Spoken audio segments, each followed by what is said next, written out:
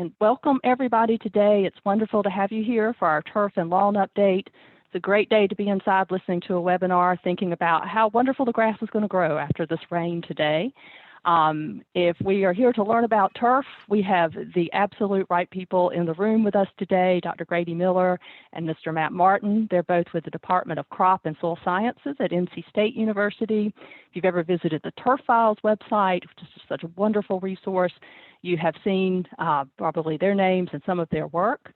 Dr. Grady Miller is our Extension Turf Specialist. He does a tremendous amount of work with cultivar evaluation, as well as cultural practices, evaluating the effectiveness of different cultural practices on turf management. And Mr. Matt Martin is an NC State Extension Associate. He does a lot of work with pest management and is currently leading some studies on the management of ground pearls, which if you don't have ground pearls, you're very lucky. If you don't know what they are, I'm sure he'll tell us a little bit about them today. So we welcome you both, and we are so excited to have you here and really appreciate you joining us and sharing your knowledge and your time.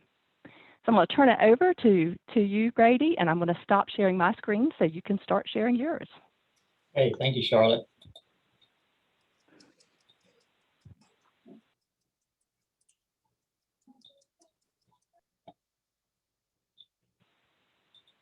Always takes me a second here to get things laid out. No problem. It always changes when you share your screen. And so, of course, I'll mention while Grady's getting that up, he'll be telling us about some of the work that has been going on with turf cultivar evaluation, new varieties, new management practices.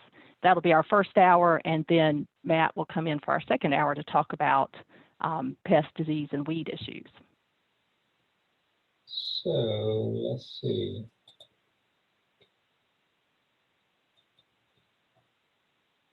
Are you seeing that screen now? Yes. Yep. Okay. That's a better view for me. There you go. I can see you all. We have the, we're seeing the note, the outline, kind of the presenter view. Okay. Where we've got the next slide coming up.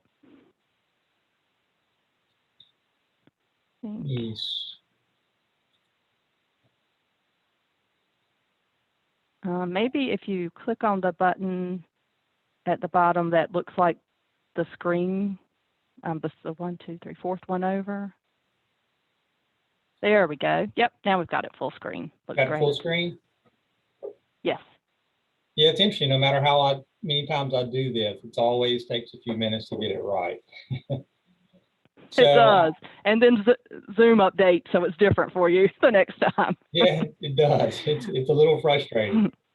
I think if they would let me redesign Zoom, I could add a couple of features that would make it easier for everybody. But oh well, we have what we have. But first, thank you, Charlotte, for hosting this meeting and getting you all inside next to a computer, on a phone or a tablet, and having this event. We kind of discombobulated with our programs this spring, where we normally have regional conferences, and I've done a number of county meetings, and having this sort of event I think is useful for a lot of different people, both the master gardeners who are on this program as well as county agents on this program. And I think you can get a good bit of information today that you can use not only for your own advice to use, but also getting some advice that you can give to other people, which is kind of our goal today in what we're doing. So I'm just going to start off, and Matt will follow it up. And I'm going to show you an outline in just a moment, but to pause on this slide here for a moment, I actually meant yesterday to go take an update of this picture. This is a picture from 2 years ago on campus, NC State campus here in Raleigh. Overseeded Bermuda grass, a beautiful area around our dormitories. And I did walk through there the other day, and I failed to take the picture, but this site now is very brown. It's not overseeded. The tulips aren't there. And a lot of things changed during the pandemic and how they maintain our campus. So it's amazing what a difference a year makes in our landscape and what's being done. Hopefully by next year, we'll be back to the glory of this picture again on campus. So this is my outline for the hour that I have, and it looks like I could probably take 2 hours for this, but I will not. I'll only take an hour. I'm going to talk to you a little bit about consumer options. And what I mean by that is I'm going to start the conversation with some pesticide information on buying and what to buy and where to buy. Later on, I'm going to follow up that same subject theme with grasses, grass seed and sod and some other information. So we'll start in one subject and we'll kind of cover the grass seed later when I'm talking about cultivars. I had a question that Charlotte mentioned about microclovers, what and why, and some limitations to using microclovers. And we've done a little bit of research with these clovers. So I'll share a few pictures and some thoughts on that. And if you have questions, certainly we'll answer those a little bit later. I'm going to spend a bulk of the talk today on new cultivars, turfgrass cultivars, both warm and cool season, because we have multiple areas of the state represented on the Zoom call that might be more conducive for one or the other. And in a lot of our areas, we grow both. Certainly in this area, we grow both. Talk to you about some of our research and where to find information related to new cultivars, and then ultimately where to purchase these and where to give advice for people to purchase these when they're looking. Then I'm going to spend a little bit of time on some new ideas that are kind of out there right now, both in our research area and then ultimately getting into some of our extension publications, talking about summer fertilization of tall fescue, why I'm talking about that and what that means, and also phrase mowing, which if you're not familiar with phrase mowing, you may be shocked at what I'm going to be talking to you about with phrase mowing. A little bit about stress coefficients, what that means and what they are, and some of our development work on those. And I'm going to end the talk talking about some publications, both new publications, revisions of publications, and some other news related to that. So that's going to be my hour today, and hopefully you'll pick up some tidbits along the way. So let me first talk to you a little bit about consumer options, and this is obviously a text-heavy slide. A little bit of my opinion and advice on this particular topic. When it comes to pesticides in particular, and giving people advice or making that decisions of what to use, I would tell you all to seek advice if you're not comfortable with these products. So whether you're the advice giver or you're looking for yourself, it's not something just to go out and buy a pesticide and start applying it without some background information or knowledge or getting some advice. And you know, my best analogy is my wife and I have been talking about buying stocks and mutual funds. And I'll be honest, I don't like reading about stocks and mutual funds, but my wife does. So, you know, I'm not going to buy anything without that education, but the fact that she is reading things, I mean, I'm comfortable with her making those decisions. It's the same with pesticides. If you're not comfortable, find somebody who is comfortable. Buying with a purpose. I get calls all the time. I have this pesticide in my garage. Can I use it on my weed? Well, what is the pesticide? What is the weed? Or if you're buying something, make sure you're buying it so you're targeting what your issue is. Every year I get a few stories of people wanting to know why their pesticide did not work and what did you use? Well, I used this pre-emergent.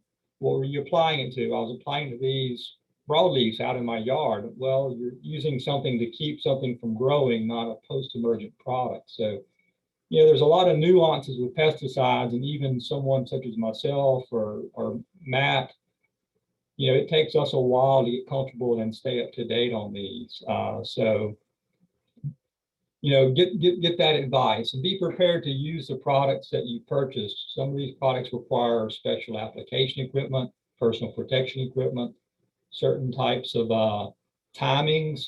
So reading the label, you know, is very, very important. And if you're not willing to read the label, find somebody who will read it and help you interpret it. The most common issue I hear a lot, particularly in the fall, is pre-emergent and seeding. You know, can I apply this product and when can I seed after I apply this product? And there's some very important information on those labels for safety as well as for use of these products. the bigger issue for me really, because Matt will cover some of the other issues probably in talking about control of different pests, is where to buy. And you have a lot of options as a homeowner that you may not realize. The first one is your local commercial supplier, and you'll have to learn what those are in your area. I know the Raleigh Triangle area is very well blessed with a lot of commercial supplier type places. For us, it's places like Site One and Green Resources, Southern Seeds in Middlesex, Ewing Irrigation and Turf Supply, etc. These commercial suppliers usually have some level of knowledge of these products. They can give you advice in many cases, and certainly they carry great products for you to use. Now, the downside to buying from a commercial supplier is their quantities they're going to sell you are often packaged for that commercial user. So if you're going to go that route, you may be saving some product unless you have a really big yard, for later use. You may want to go in with neighbors or other people to buy these products, so multiple people are using them. But often that's a great resource for you to use of which to buy, products. I'll circle back around to that with seed, because there's a lot of implications to using these commercial suppliers with seed that are even different than the pesticide. Now, the one myth that people often say to me is, well, I can't buy that pesticide because I don't have a pesticide license.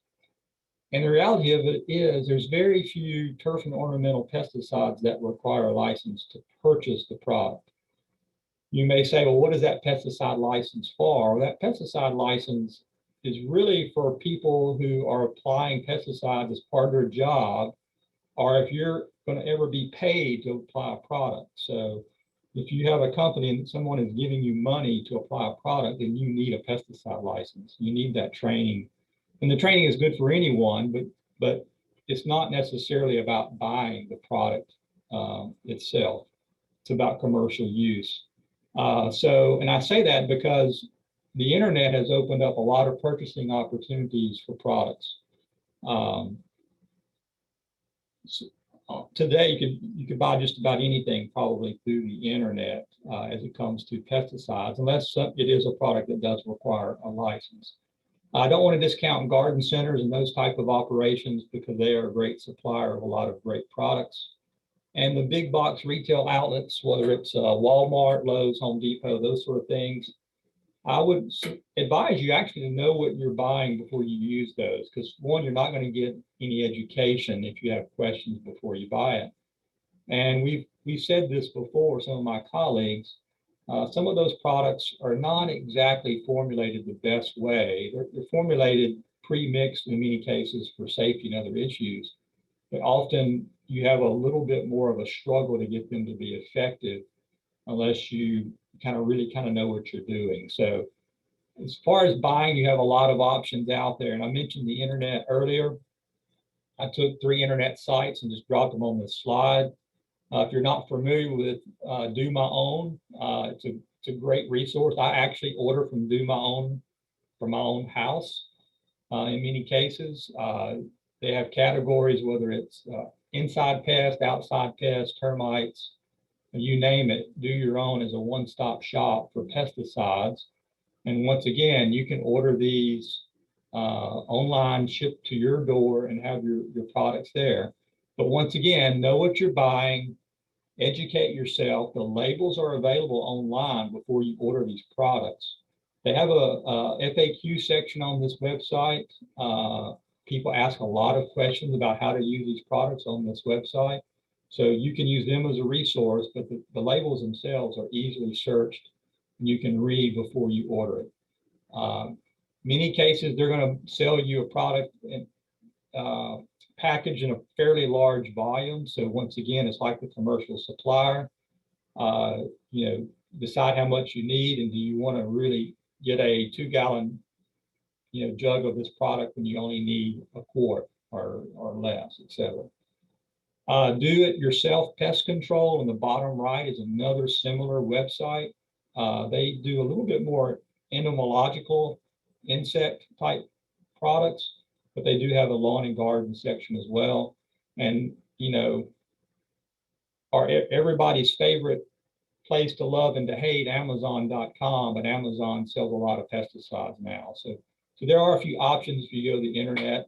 Don't be afraid to at least look around and shop around. But like I said, I would target products there rather than just buy them freely. So that's my take on where to buy and some ideas on pesticides. And we can talk about that more later if you like. Let's switch gears and get into the first major subject, being microclovers. And I have not had a great opportunity to use this slide, but it's one of my favorite slides I've taken. Individual sitting underneath a beautiful tree, contemplating whether he should plant clover or not, probably. And obviously, if you take a look back at the chairs in the background, it looks like some clovers are actually behind the chairs, no clovers where he's sitting. So you may say, well, what are microclovers and why, and what are some limitations? Well, let me just tell you some pros and cons, or pros and negatives right up front, or positives and negatives. I have POS there. So some of you all will like a more diverse stand in your yard of vegetation than just a monoculture of turf grass. And I hear this occasionally, particularly with people looking at pollinator habitat and habitat for bees and other insects that are not necessarily bad for bees, having a monostand of turf, but a more diverse stand of flowering plants would be more ideal. So microclovers can, insert that into the landscape to provide that habitat.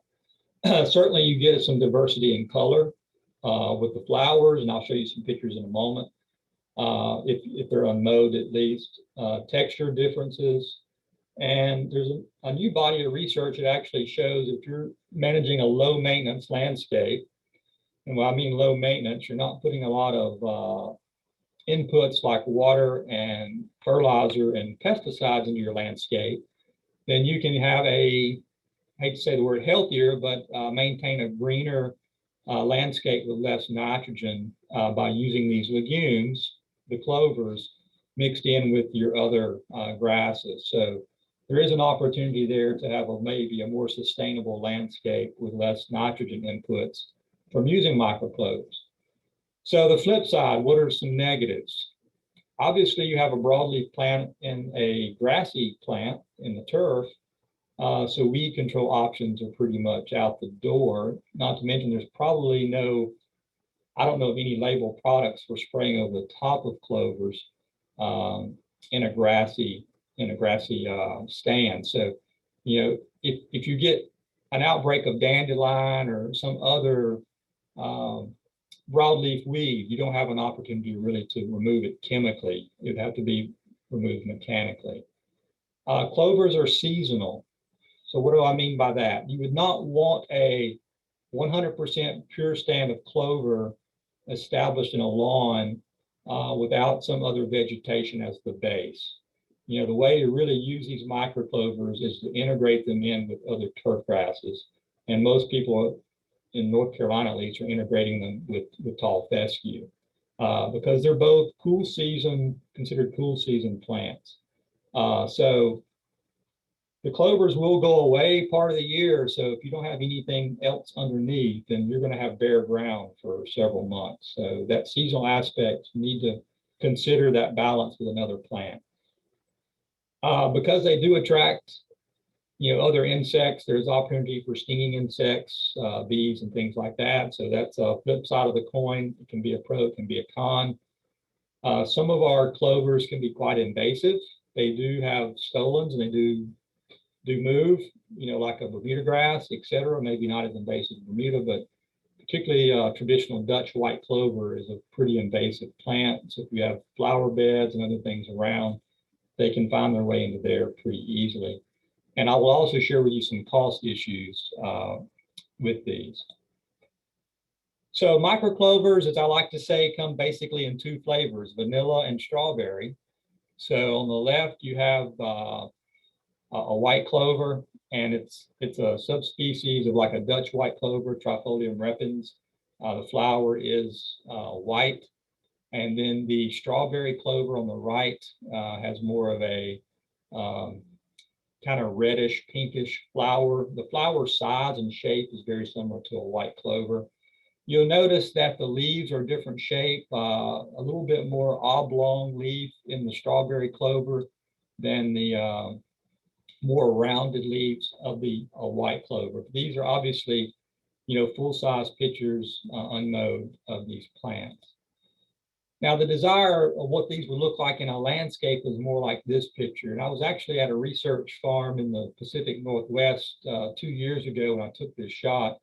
And this is DLF Pickseed's research farm. And DLF is probably the #1 breeder and supplier of microclovers in the world.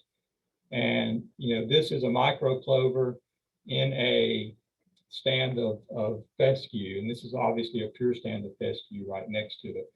So as the microclovers fade, you still have some grass there that's coming up. So a little bit about cost, and I will share you some more pictures of some of our research.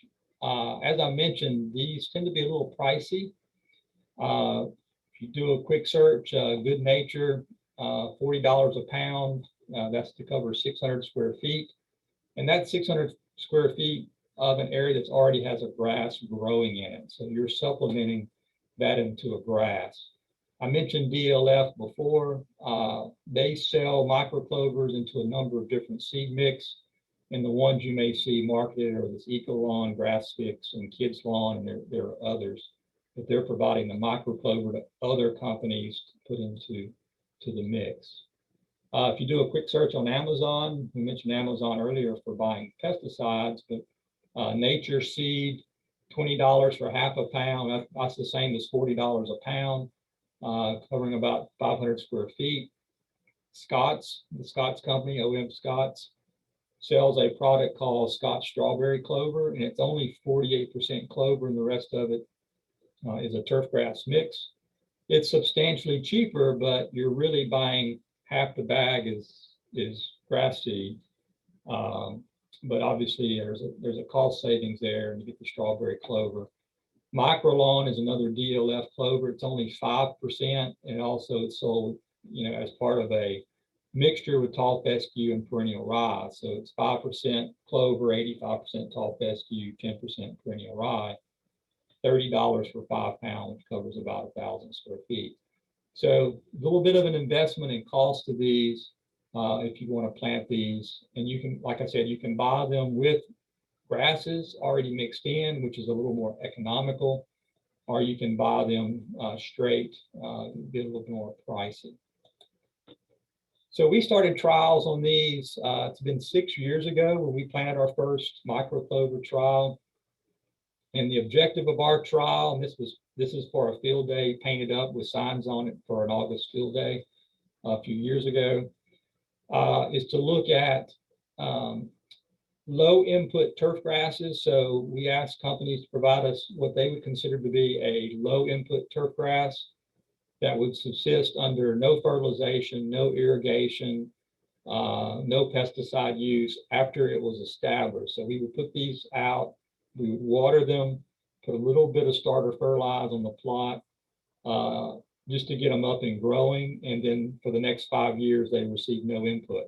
So truly not a low input, but a no input trial. And some of you have come to our field days, and I've highlighted this in some of our previous field days. And you can see in August, there's some clover in this plot. You can still see a little bit. But a lot of times the clover, when it gets stressed, it will, check out. You can see midsummer, stress of some of the grasses, and you can see some of the various colorations of these. This particular time of the year, you don't see a lot of the clovers. And I'll share with you a little bit of data from this trial in just a moment. Another interesting shot, and I have to, full disclosure, this is from my parents' front yard. And I was home visiting my parents a few years ago after my father had surgery. They live in Louisiana. And I drove up and I parked and I went in. I said, "What is that round circle in your front yard?" Asking my mother.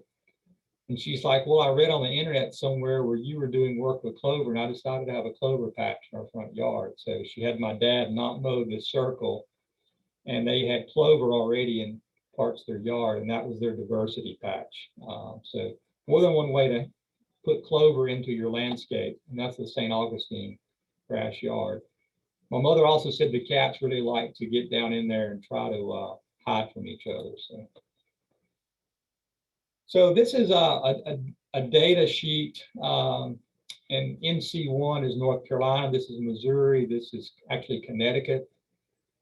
This is a page out of an NTEP website, and I'm going to talk about NTEP a little bit later. But we do a lot of cultivar evaluation trials, and as part of our cultivar evaluation, we put all of our data on this NTEP website, along with a lot of other states. So at any one given time, there might be 15 trials being done on different grass species, and all of the data has been collected at the National Turfgrass Evaluation Program website. But this is the treatments in our low input. It's called the Cool Season Cultivar Low Input Turfgrass Trial. And I marked those that had clover in them. And the standard mix that the company suggested generally was around 3% microclover or strawberry clover. And this is a DLF product. You see DLF on a number of these with different other fescues, fine fescues, or bluegrasses. We had a few other things like yarrow. Some of these had Dutch white clover. We had a 100% Dutch white clover plot at the very bottom. But what these numbers represent is mean quality. So the scale is 1, which is practically dead. Nothing's living there in that plot at the time it's rated, up to 9. So a 9 would be the best you can get. So getting up anything above a 5 is generally considered to be acceptable. And this was just a mean rating for the entire year. So we had some months that these would do well, some months they wouldn't do as well. And there's actually monthly data on this website, but I took the grand mean for that year, 2019, which is the last year I had data easily accessible to me. And you can see the best plots were actually some of those with clover in them. Now there's 2 here, right here, which was 3 tall fescues, and Bullseye and BGR TF3 is a tall fescue that are in that box. But all of these and above are acceptable quality, and they have microclover in them.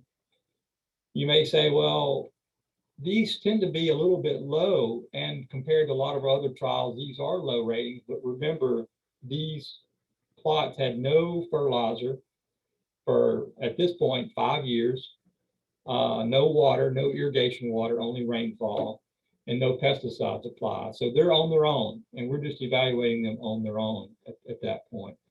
So I just use that to illustrate that we can improve turf quality, low input for sure, with some of these plants. So let's see, I'm going to actually hit a few of these chats while I have a change here. See if I can get down to some questions here.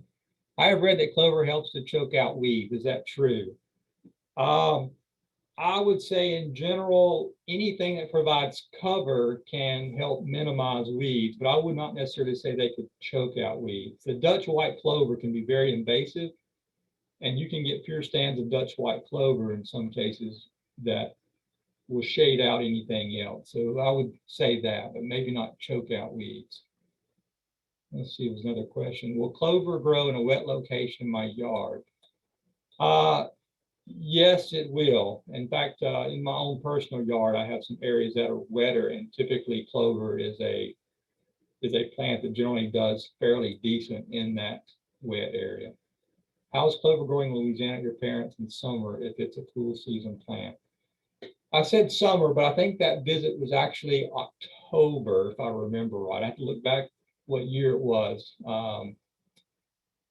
But yes. Would microclover not be acceptable for warm season grass? Yes, people do mix it with warm season grasses, and it can grow and subsist with warm season grasses. Most people in this area, at least, and further north, obviously, would be throwing it with a cool season. Are there clovers usually treated with pesticides when purchased as a seed?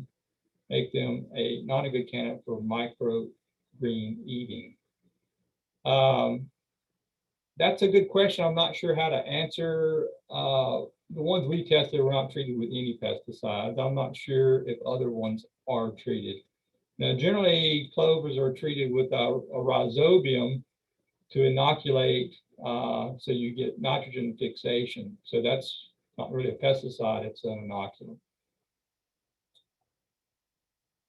Can you discuss the pros and cons of overseeding and with what? We'll talk about that maybe a little bit later. Can you speak to entry number 9? I did not see what entry number 9 was. Entry number 9, I'm not sure. Maybe I'll get some clarity on that in a little bit later. So let's talk about some new turfgrass cultivars for a few minutes. And specifically new cultivars, both warm season and cool season. I mentioned this AOSCA reports. So the cool season people have to register their grasses and they release those. So I took the new grasses from the annual report, some research where to find it, and then where to purchase. So new warm season grasses. Now I kind of went back to 2018, primarily because we had a number of new grasses come out around then. Plus we have a little bit of data on those. The other thing about new grass is a lot like a lot of other things that are new. The first year or two that they're out, they're kind of hard to find. It takes a while if they're a sodded species like Bermuda grass or the warm season grasses for them to get enough acreage so they're easily sold. So I think it's good to go back a few years. But if you're looking for new warm season grasses, I broke these up into the 3 primary categories: Bermuda, zoysia, and St. Augustine. Bermuda, understand that we do have improved seeded types. Arden 15, Monaco, Rio are the ones that are new. And those are largely replacing Princess 77 and Riviera, which have had great success on the market. But the seed companies have decided that it's time to replace those with some improved grasses. Tahoma 31, Iron Cutter, both probably the newest warm season grasses. Tahoma 31 is really taking off very big in the sports turf market. Iron Cutter is very new. We're going to probably put in our first larger plot of Iron Cutter this year. Latitude 36, Northbridge, Tip Tough, and Premier Pro. They're kind of 2017, 2018s, but they're really hitting the market pretty big the last couple of years. So you're seeing advertisements on these. Latitude 36 and Northbridge have a different growth habit. Been very positive responses for those in the athletic field market and the golf course market. Tip Tough probably is getting the market share of new home installations in Bermuda grass right now. Tip Tough, we've done a lot of work with that grass over the years. Really a drought tolerant, low maintenance Bermuda grass, does very well on home lawns if you have adequate light. Premier Pro is another one. It's hasn't really taken off, but it is a new grass. It's one sod grower in the state has that grass as well. Probably more interest in the last few years, and I think in the next several years, we use zoysia grasses. Innovation 2021 is the first year it's widely available in the state of North Carolina. It's a fine textured zoysia. I think it's going to be a very nice zoysia, very drought tolerant zoysia. A1, I'm not sure if it's going to make it to North Carolina very much. I think there's one grower that's looking at it. And these others, Trinity, Primo, Prism, Laser, and Stadium, are largely in the golf market right now, even though we have some sod growers with those. And the Florida grasses, we've tested those for about 5 years. They haven't named them yet. They have received permission to release those. I'm not sure if those will be in the North Carolina market. So I think the zoysia grasses, while I don't have many on this list, I think we're going to see a lot of introductions of those in the next few years. There is a question I'm just seeing as it popped up. Are all zoysias from sod or plugs, or can they be seeded? We do have 2 seeded zoysia grasses, Compadre and Zenith. But I will tell you, seed can be very expensive, and also seed can be very difficult to find. I was talking to a sod grower yesterday. that was able to buy some seed after he really kind of begged the company to sell it to him. He bought 800 pounds and it cost him $24,000. $24,000 for 800 pounds. It's not an inexpensive seed to purchase if you can find it. So for the most part, our zoysia grasses will be plugged or seeded. Does Centipede have any new grasses from the chat? Presently, no. Tiff Blair is the last improved centipede. Although we have a turf breeder at NC State who has some really nice looking germplasm. So I think in the next 5 or 6 years, you are going to see some new centipedes that look much better than even what we have today. I know we're not a big St. Augustine grass state, but Tamstar and Citra Blue are new grasses. Citra Blue is one of the most unusual St. Augustine grasses I've ever seen. We have some test areas of it in Raleigh, and it's the blue name is because of its color. It's the most unusual color of turf grass I've ever seen. It's almost blue, but it's pretty unique. Currently not available in North Carolina. Now, if you look at the cool season grasses, I'm not even going to read through the names because those come out in big bunches depending upon national trials. So when a national trial ends, you'll see this big flush of new grasses come onto the market.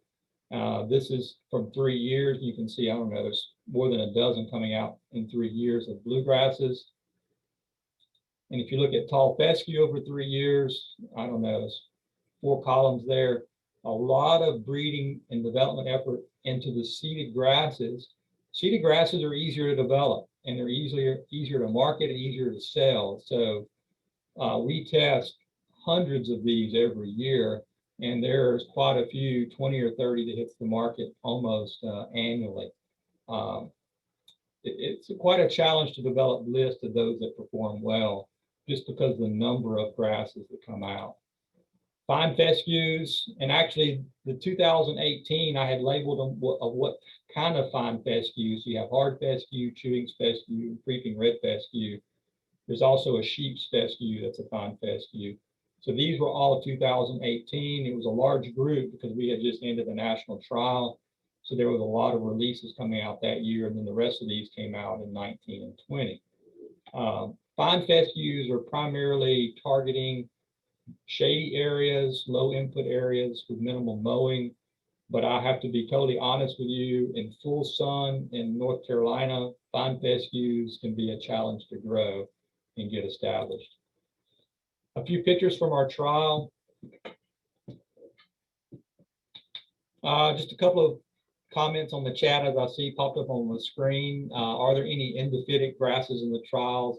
Quite a few of them are endophytic grasses. I don't label them as whether they have endophytes or not, but of the tall fescues, the majority of them are endophytic grasses, which we like those in the turf market. If you're in animal production, cattle production, you don't want the endophyte because of fescue toxicosis and other problems with animals.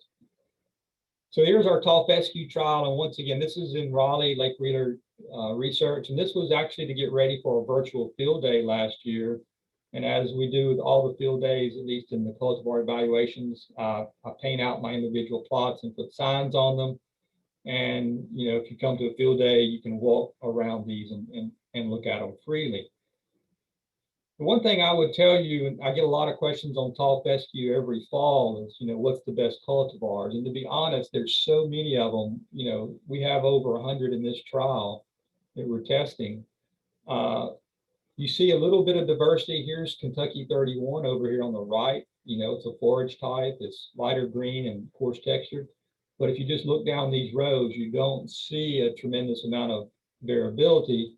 As someone who's on these plots every month taking data, you know, you start recognizing it because I spend a lot of time watching the grass grow, so to speak. But there's just not a lot of diversity in most of the new tall fescues. And I say that not as a negative, but I say that as a positive because it makes it much easier for a homeowner or a person to pick a good tall fescue for North Carolina. I don't say that about the other species, but tall fescue, the similarities are quite great. This is our Kentucky bluegrass trial. And I like to show this picture because this is kind of the honeymoon. This is the first spring after we've planted it. And the bluegrasses have a lot of diversity, a lot of different color and textures. To me, it's one of the most interesting plots that we rate, even though it's a large number. We have, I think it's 113 or 116 in this trial. But we do see a lot of, differences amongst the different types of Kentucky bluegrasses. Now, the reality of it is you move on into the following summer and each subsequent summer, and bluegrasses really struggle in most of North Carolina. Now, you get out west in the mountains and they do obviously better. But in Raleigh, we do see a lot of summer patch and a lot of disease. It really hits them very hard in the wide open areas of our research unit. You can see bare areas in some of these, some of them doing well and some of them not doing well. And if you look, this was a few years ago for a field day. You see here's a plot that's very green, has no blemishes, right next to plots that are devastated with summer patch. And I like to show this picture because it really proves to you there is an opportunity to select improved germplasm for our conditions in North Carolina. And that's why I put out those recommended lists on our website, because with bluegrasses, there is diversity and there is the opportunity to select those that will do well and handle our disease pressure versus those that really suffer. And this is how a seed company or distribution company, a supplier, might use some of our data to help them decide which ones to stock and to sell, or at least hopefully they look at it. Which gets me back to, where do you buy these seeds and what are you looking for? And I was in Charlotte actually 2 weekends ago, and I walked into a garden center. This was a nice garden center, and it impressed me so much I just turned around and snapped a quick shot. But if you look at this garden center and look at those bags of seed versus the next picture, I'm going to come back to this one. This is a more commercial supplier. What do you notice the difference in the bags of seed? And obviously you can't answer me being on the computer. But the commercial supplier is selling seed in a 50-pound bag, and the local garden retail center is selling these, I think these are 3-pound bags, and these are probably 5-pound bags, could even be 4. And the bags are very pretty. I mean, these companies realize that the average homeowner shopping is attracted to something that's pretty, something that's shiny, that has color and things like that. So they're going to really target how they market their seed to a consumer who maybe is not as savvy of what's in the bag. But if they can capture that attention and encourage someone to buy it, then obviously they're in the business of selling seed. And I say this because, and I'll also share with you some other things in these bags of seed. There's nothing wrong with buying seed from a garden retail store, but you're paying a lot of extra for this marketing, and you could actually probably buy as good, or in most cases, better quality seed from a commercial supplier, but you're not going to get a pretty bag. You're still going to get a label, and actually there's a blue tag label, which is an assurance of higher quality seed. So that's a nice thing to look for, and they can attach blue labels in the back of garden seed as well. But the problem is if you're going to put out 5 pounds of seed, per 1,000 square feet, this bag might be, enough seed to handle your homeowner needs, whereas this might be enough to handle 2 or 3 homeowners' needs. So you're going to get a lot of extra seed that you may not need. So packaging is very important, but it's going to be very different at a commercial supplier versus a garden center. The other thing, and I've given programs in counties before, and I try to make people aware of this because it shocks some people when they realize it. And this is just a quick snap of a label on the back of a garden center bag of seed. Is 2 things. One is this coated material, 50%. So this was a 20-pound bag, but this bag only has 10 pounds of seed in it. So if you need 20 pounds of seed, you're going to have to buy 2 of these bags. So that coated material is put in there in theory, help it with early germination, but the reality of it is it's cheaper to put the coating in there than it is to put the seed in there. So there's a bit of marketing in there. The other thing in this other box is, you have rough stalk bluegrass in that bag, which is a noxious weed. And I get a lot of calls during the year. How do I control this weed in my yard? And I see a picture and I see it's bluegrass, and we have no chemicals to control bluegrass and fescue. So the next question they often ask is, where did that come from? And, sometimes I would actually tell them, well, you planted it. I mean, you probably bought it with the seed and you planted it when you put your tall fescue in. So looking at that label, no matter where you buy your seed, is very important. The retail outlets sell a number of different things like One Step, where you have a little mulch and seed. And it rarely pays with a cool season grass to purchase these sort of products, in my opinion. The grass seed comes up very quickly and very easy, and you don't need some of these additives. This only covers 125 square feet. It's a pretty big bag, so you're buying a lot of extra stuff in there. And the question was asked earlier about where to buy zoysia grass, which may be vegetative. Still, the best website to look at for vegetative products in North Carolina is the North Carolina Sod Producers Association website. Now, this is actually an old screenshot. I was looking at their website just yesterday, and in the last 6 weeks, they've totally overhauled their website. They have a new group in that's reprogramming it, so it looks a little bit different now. But you can find a grower. You can type in species, cultivars, and do a search, and it will show you all the growers in North Carolina that sell that particular grass. I use this resource a lot, and I interact with this group quite a bit. So whereas you're buying seed all over, very locally, obviously there's a concentration of sod farms that sell grasses. All right, switching gears, because I don't want to work into Matt's time. 3 new turfgrass species ideas from North Carolina, and these are both positives and negatives to some extent. This is a picture of 50% Riviera, 50% Transcontinental. And that may not mean anything to you, but it means a lot to me. Those are 2 different cultivars.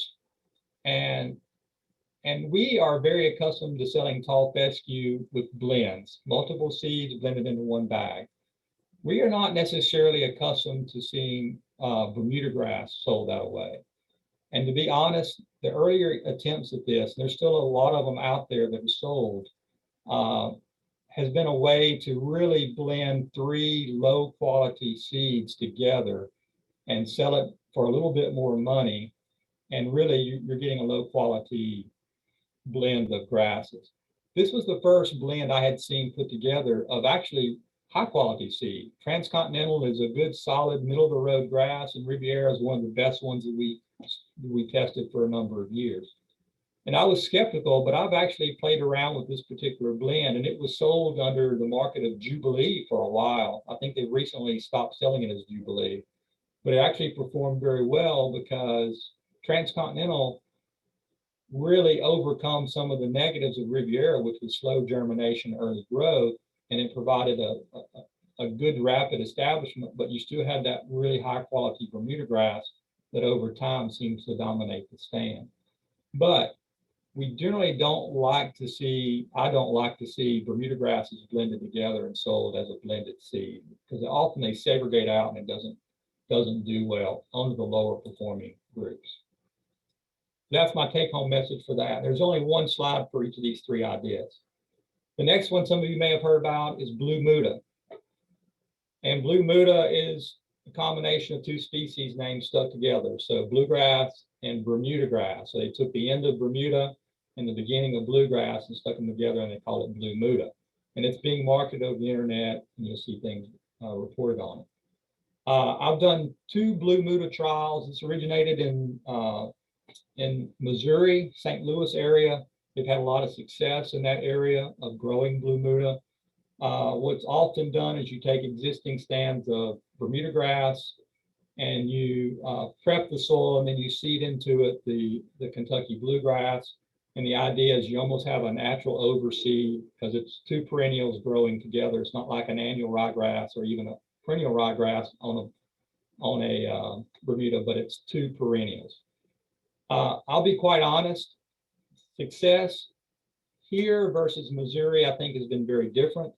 I don't think it's nearly as good of a combination for us as it is for them. Our Bermuda grass, our growing season is longer for Bermuda than it is for them, and the Bermuda is very competitive. I will tell you, if you want to try it, the one success that I've had, and it was the earliest success they had in Missouri as well, is using Barenbrug's Barbette HGT Kentucky bluegrass, which is by far the most aggressive bluegrass you can buy. It's on the market, and it's sold. It's also the most expensive bluegrass you can buy, but it is very hardy in our climate and very fast growing, but it is very expensive. These plots that look good, here's one, there's a couple down here, another down there. Those are all that Barbette HGT. The other cultivars we put in this trial, largely we were unsuccessful with. And I would say if you're in Missouri, they're also recommending that as the primary one to use, even though I don't think the bluegrass is as important for them. The last new idea, we have screened some Bahia grasses. Bahia grass is not a species we traditionally think of as a positive species in North Carolina. It's used more further south, in South Carolina, Georgia, down into Florida. But working with a breeder in Florida, he's got some new germplasm that doesn't produce a lot of seed heads, and these are all experimental at this point.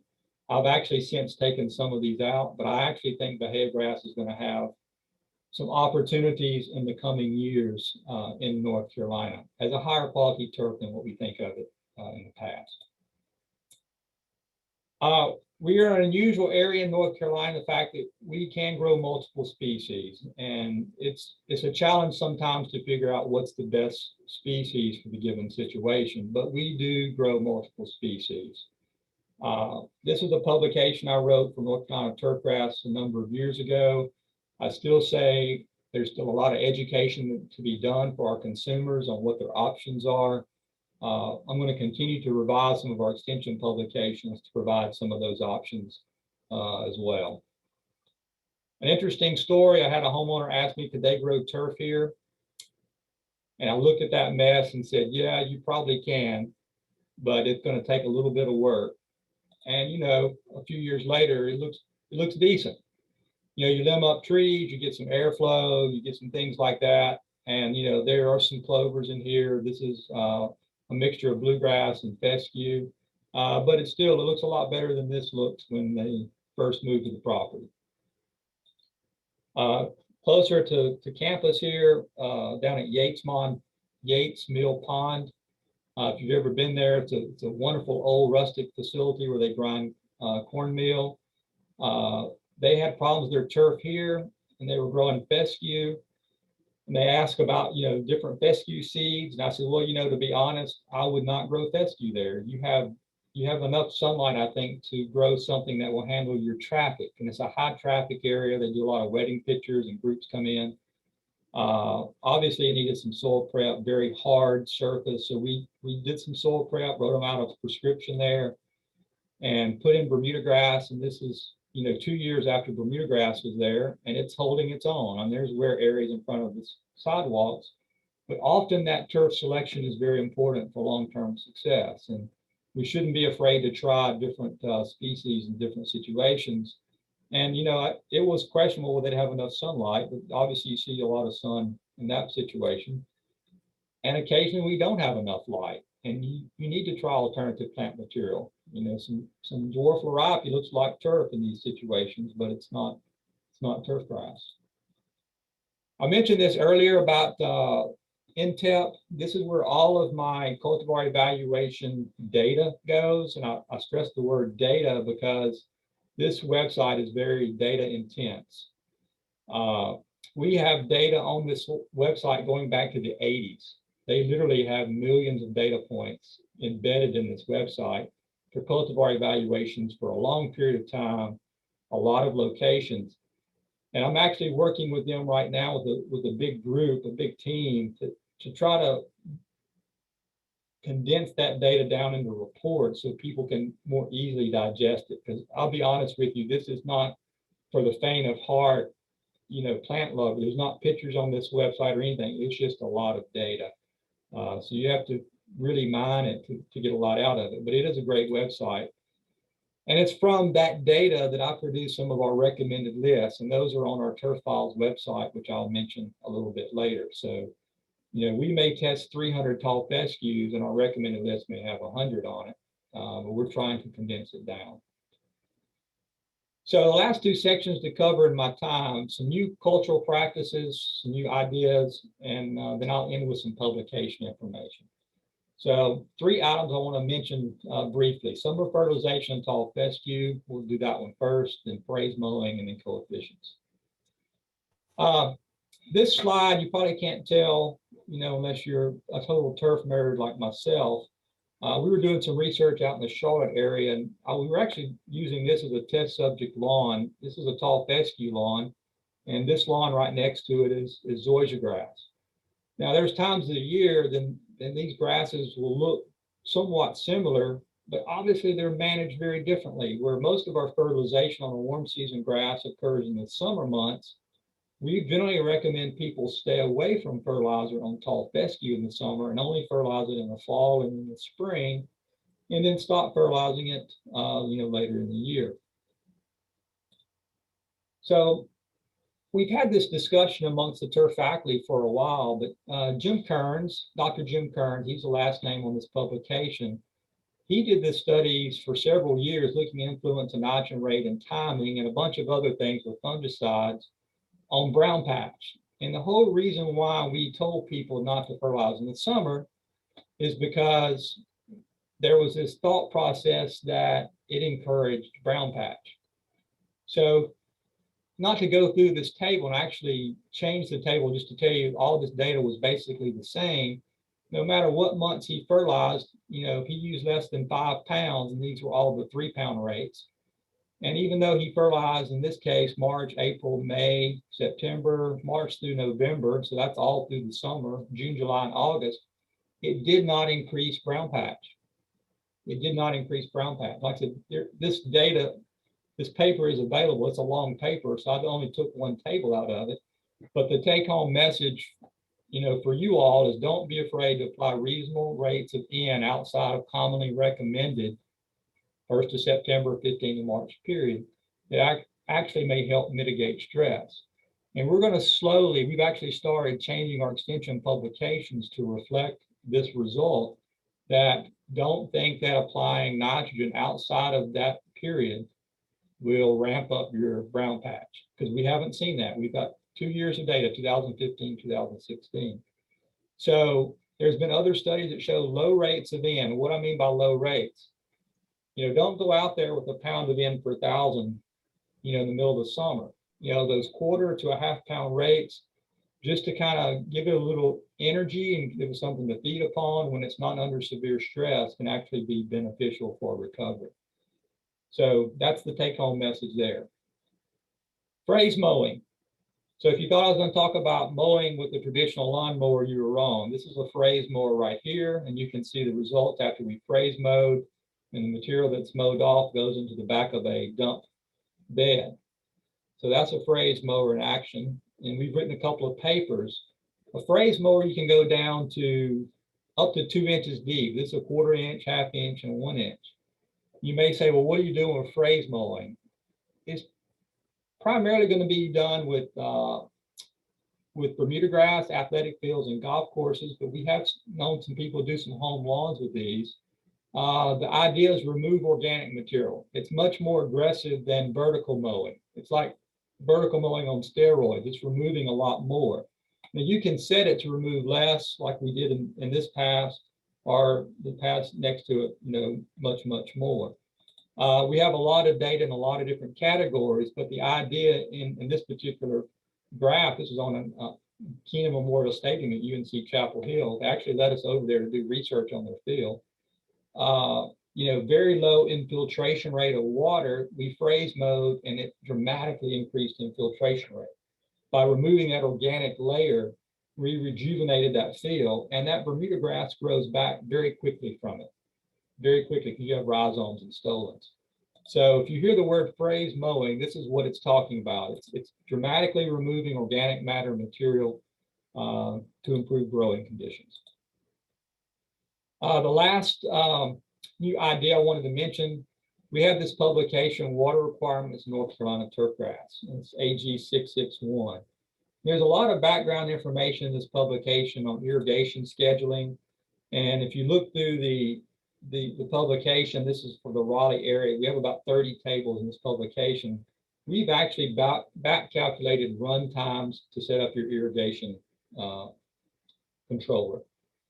But how we did all this, there's a lot of math involved with calculating ET rates and run times and using crop coefficients. There's a little equation down here. But one of the things we realize is we can really look at drought tolerance of grasses and also super manage irrigation by developing these stress coefficients. And this is one of my graduate students here in his research project, developing stress coefficients with Bermuda grass, and now we're doing other species. And the thought process there is we can really tell what grass is really stress tolerant, which ones will use less water and subsist in quality. And this is some of his results. So this tip tough, is basically using 18% less water than Celebration and maintain the same level of quality. So this KS value, this is the KS value here, would go into that calculation like here to help us determine run times. It would dramatically reduce run times if we wanted to include that KS value. So this is new research. We're still working on it right now. We'll have probably about a year and a half more to complete this, but it's a new opportunity to look at micromanaging irrigation in many cases. So I've mentioned our website several times. Certainly go to our website, Turf Files, if you haven't been to it. Within that red box at the very bottom is a page called Publications.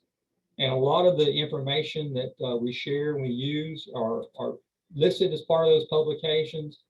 Some of those that I've just selected out that are available that you may be aware of are there. A lot of information to help you with clients and help yourself, whether it's the Extension Gardener Handbook or Pest Management Manual, a lot of things in between. So to close out, I wanted to mention we do have some publications out there that have been newly updated. Certainly our pest control for professional turf managers. Not sure if you can see that very well. The 2021, it's up there. We update that annually. This organic lawn care guide, which a lot of new cultivar information in the organic lawn care guide. This is about a 30-page publication. It's only got color on the cover, but it's a nice new publication. I do have those top performing tall fescue bluegrass cultivars. The Zoysia lawn maintenance calendar, I mentioned this in the previous one. We have all these different lawn maintenance calendars. We're slowly updating these. The Zoysia has been updated. The tall fescue is being updated right now. We have a athletic field management for Bermuda grass being updated, etc. So those are new updated ones. Some of these are in the process. Carolina Lawns is another one we're in the process of updating.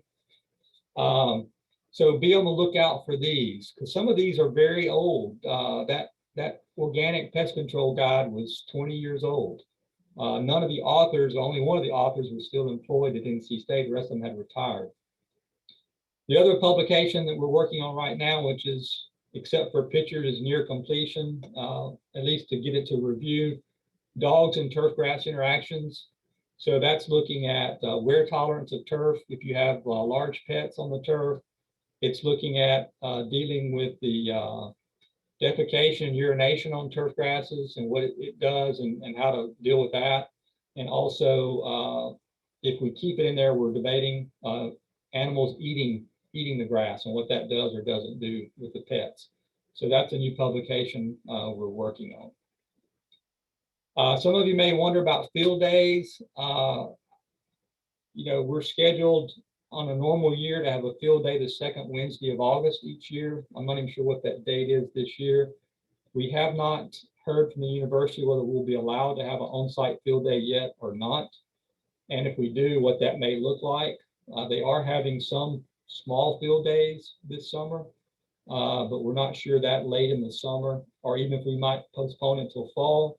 So wait a little bit longer for that information. But you can see a number of our trials out there are Lake Wheeler field unit. And at least my contact information, email the two websites that I mentioned during the talk, the ncsod.org for the sod producers and the ntep.org as the data warehouse for cultivar evaluation, and then of course our turf files website. So I may stop sharing real quick here and look at the chat. So I don't want to take up too much of Matt's time, and see if I can go back and answer a few. There's a lot in here. And we can come back at the end too, Grady, if you're willing to stay on. What would you prefer, Matt? Is Matt still here? Yeah, I'm right here. I was muted. I can do either one. I've got 77 slides, so I probably need to get started. Okay, let's get you started then. I will read through these while you're talking, and then maybe I can be more efficient answering them then. I think some of them have been answered. There was one down here on urea. I was just going to say, just be careful using urea, straight urea. Can burn. But yeah, if you want to get started, I'll look through the chats while you're talking, and then we can. Okay, sounds good. Let's see, Charlotte. Let me. All right. Yeah. So thank you so much, Grady. And Matt, while you get your slides up, I just wanted to throw out to you guys that we are hoping to hold an Extension Master Gardener College in the fall of 2022, so fall of next year. And I'd love to be able to organize a tour of the field trials and stuff you have going on there for our volunteers and agents who attend. So absolutely, be in touch with you on that possibility. Yeah, absolutely. All right. So we've got your slides, Matt. They look good. Can you see me up there? Okay. Yeah, it's not in presentation view. We see the slides on the side. Oh, I see. Okay. Yeah. Something must have changed with Zoom. There you go. Yeah, I saw that. All right. Well, good morning, everyone. And like Grady, thanks everybody for joining us this morning. And again, it's really nice just to kind of get back to talking to people. That's one of the things that I really miss through the whole year of not having meetings, other than doing Zoom meetings like this, just the chance to and get a chance to talk to everybody. I think Grady would agree that just the interactions with people, you know, we learn and gather a lot of information just with those interactions, whoever it is, and ideas, confirmations on what we're doing, recommending. There's a lot of things that come from just the interactions with people in some of these meetings. So again, thanks so much for being with us today. I told Charlotte a minute ago, I'm not sure how we'll get through this, but we're going to rapidly go through this. I've got, like Grady, probably 2 hours of information. We're going to try to do it in an hour. And, you know, if there's ever an interest in coming back and doing some of these, you know, a whole subject of one of these insects, diseases, weeds, you know, please let me or Grady know. I think it's certainly something we enjoy doing and trying to get the message out. Because I think I was listening to his talk and then some of the slides I put together last night, and I think hopefully they'll overlap fairly nicely. So when we talk about pests, you know, certainly we think about 3 categories, mainly insects, diseases, weeds, and then nematodes are normally classified under diseases. But just this is just a way of maybe thinking about it, categorizing. And again, diseases, a lot of times, especially in lawns, they tend to be seasonal. They may persist for long periods of time, but a lot of times they're going to grow in the same areas or in similar areas. Generally, they grow when the turf isn't growing, or the diseases are more active when turf isn't growing as vigorously. Warm season turf has more disease problems in the winter. Cool season turf has more disease problems in the summer. I think insects are a lot more unpredictable. They tend to look for healthy turf a lot of times to try to find areas to feed. So insects aren't going to always show up in the same places. Unlike weeds, you know, if you've lived in the same home for many years, or let's say managed turf areas for many years, you realize that a lot of the same weeds come up seasonally. They come up in the same areas, and you're battling a lot of times the same types of weeds in the same area from year to year. So like Grady, you know, one of the things that I'm asked to do on a daily basis is to help people with pest control. And it's certainly more of a challenge to help folks that aren't in the pest industry business on a day-to-day basis than, for instance, 2 phone calls I had before this meeting with golf course superintendents, where we can sort of talk a pesticide language and not have to do a lot of explanations on the pesticides. So when it comes to pest control, I try to put a few things together to maybe help with how we go about making some decisions. All right. First, IDing the pest and what type of grass that it's in. If we are going to use a pesticide, choosing the right kind of pesticide. Equipment is critical. Just a small $11 1-gallon sprayer from Home Depot or Lowe's is really not the correct application equipment for a lot of pesticides, in particular fungicides. Fungicides require a lot of water to get them to really to activate properly on plants. So they may work okay for weed control, but they're not very accurate as well. Timing is so important with pest control. And it's one reason a lot of times we recommend people hire a pest company that can get out there at the proper times to put out especially preventative or preventive type measures before the timing is right. You know, we're right at a timing right now in terms of crabgrass germination. Has it germinated? Has it not germinated? I'm going to run by my office today to look in some spots to see. But those things are very critical when it comes to pest control. And then even more importantly, a lot of times is, do we have to repeat that application to really make it work? And in all cases, almost all cases, no pesticide application or no one pesticide application is just a one and done situation where we do it and that's all we have to do. The pesticides just aren't designed with that kind of residual, and plants really have that type of recuperative ability that they're going to come back from those pesticide applications if or pests in some cases if we don't do it right. The other thing I deal with a lot of times is volume.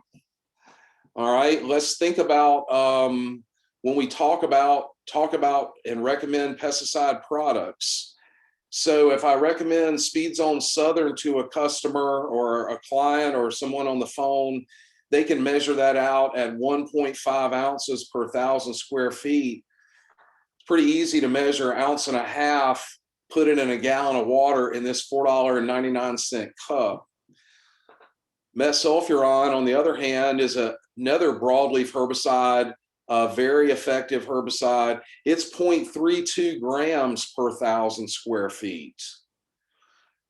And you need this $475 set of digital scales to accurately weigh it out in most cases to really get an accurate weight. Now they give you a little scooper to use, but you got to be very good. So a lot of pesticides, there's a huge difference in just the application rates as well. And then we got to make these decisions. Okay, this is my lawn. This is somebody I'm helping their lawn. Now it's pretty easy to see in this picture to me, this is just some drought stress during a dry period, but this lawn also has some other problems going on that you can't see. But you got to make decisions on how are we going to use, or what kind of pest do we have? Is there a pest there? And like Grady was saying, one of the things that we have to do is really keep up. And reading is a big part of keeping up. And if you don't read this entire page, you may not realize what's going to happen at the very end, right? Okay, so the shine has sharp edges, but at the very end, it says the bridge is out, right? And that's the case when you go to the big box store. If you're not familiar with reading the labels on these products, you can really get yourself into some big trouble. A few years back, this company, Scott's, I think we're all familiar with them. They're probably the biggest consumer lawn care provider as far as in commercial stores. They have this product in the South. It's called Scott's Turf Bonus S, Southern Weed and Feed. By far one of their biggest selling products. And for almost since its inception, that product up until 2015 or 2014 had atrazine as the active ingredient. And if you read the bag, it does say on the front, a few things, but you've really got to flip the bag over and read where you cannot use atrazine, okay? But for the most part, atrazine did not cause Scott's a lot of problems. But one year in 2014, I believe, they decided to change that formulation to metsulfuron. Same exact bag. Scott's Bonus S, Turf Weed and Feed. The only thing it said on there was, if you can't see on the very top thing, improved formulation, more effective. Well, what it was more effective in them settling hundreds and thousands of dollars of lawsuits where consumers bought this product and they killed their lawn. And I help people even up to a year, 2 years later, settle disputes with Scott's. All you had to do was send them pictures of your lawn and a receipt from where you bought this stuff. And if it was this formulation, they pretty much cut you a check to help restore your lawn. If you didn't read and realize that it was metsulfuron methyl and not atrazine, and are you sure? Do you know the difference between metsulfuron methyl and pendimethalin?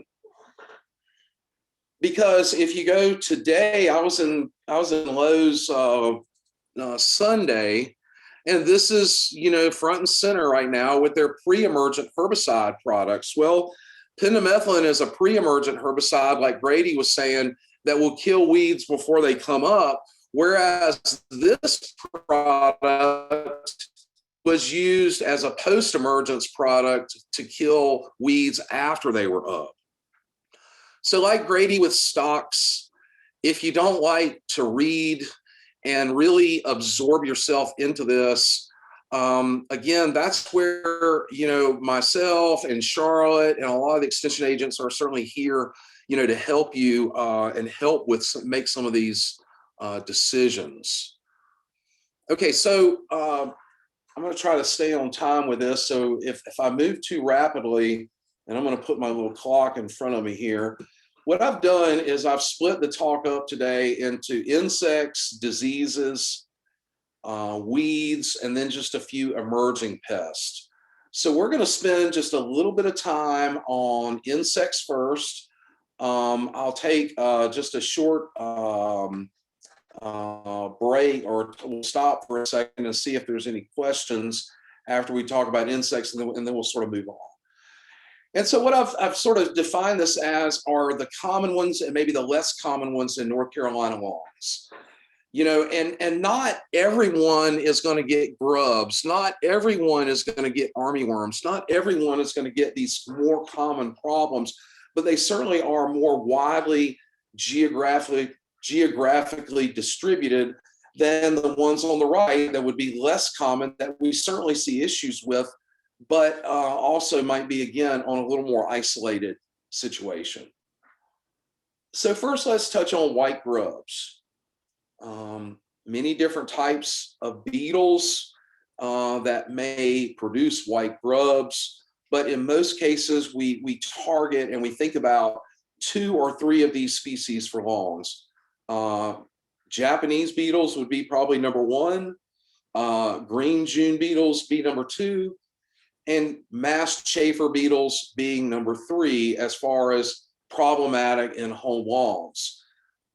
Where I am on the coast, we don't see nearly as many white grubs in lawns on a wide scale distribution as Grady will in the central part of the state on a little more of a clay, a little heavier texture type soil. And in my 25 years of being down here, I see grub issues, but nothing like you might expect compared to some of the other pests that we see. You know, we don't see this very often. We don't just pull turf back and there's lots and lots of grubs under the turf. Most of the time when I've seen really bad grub problems in people's lawns, they've occurred a lot of times in the spring, and birds show where those grubs are by just the incessant feeding they're having, tearing the turf up. So we certainly see grubs, but we don't always see grubs throughout the state. And there's the one thing I want to mention with white grubs, again, is thinking about that life cycle. They live 1 year, or it's a 1 year life cycle rather, and most of that egg laying activity starts and occurs in latter June and through July for most of these white grubs. So that's really the perfect time to time what we call preventive treatments. And preventive treatments versus curative treatments would be treatments that would go out right at egg laying time. And those are very effective in terms of grub control. Most people are familiar with a lot of these products, imidacloprid being very popular. These products will give you very good grub control if they're timed properly. If you don't time them properly, then you've got to go to curative control. And curative control, I like to tell people, the later you wait, it's kind of like the idea of when you come down to the beach and you go by that trash can and somebody threw about 5 pounds of shrimp in it about 2 weeks ago, right? And you smell those dead shrimp. When grubs surface with curative control, especially with carbaryl or Dilox, when you spray it, it can be a very nasty situation. They smell everything, including your dog and the birds. They will all come eat those grubs off the top of the ground after they're treated. So preventive control, I think, is something we really want to think about with many of these pests. And grubs would be an easy way, if that's something you're helping your clients with, to think about with preventative control, and timing that again sometime mid-June into July. Really, when you start to see the adult beetles flying, that's the time really to initiate these preventative controls.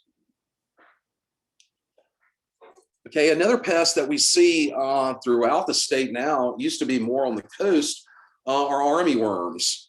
And fall armyworms, or there are two fall armyworms, and armyworms are essentially the same thing, a little different, but they are a feeding worm that primarily we have in agriculture that really enjoys feeding on grasses.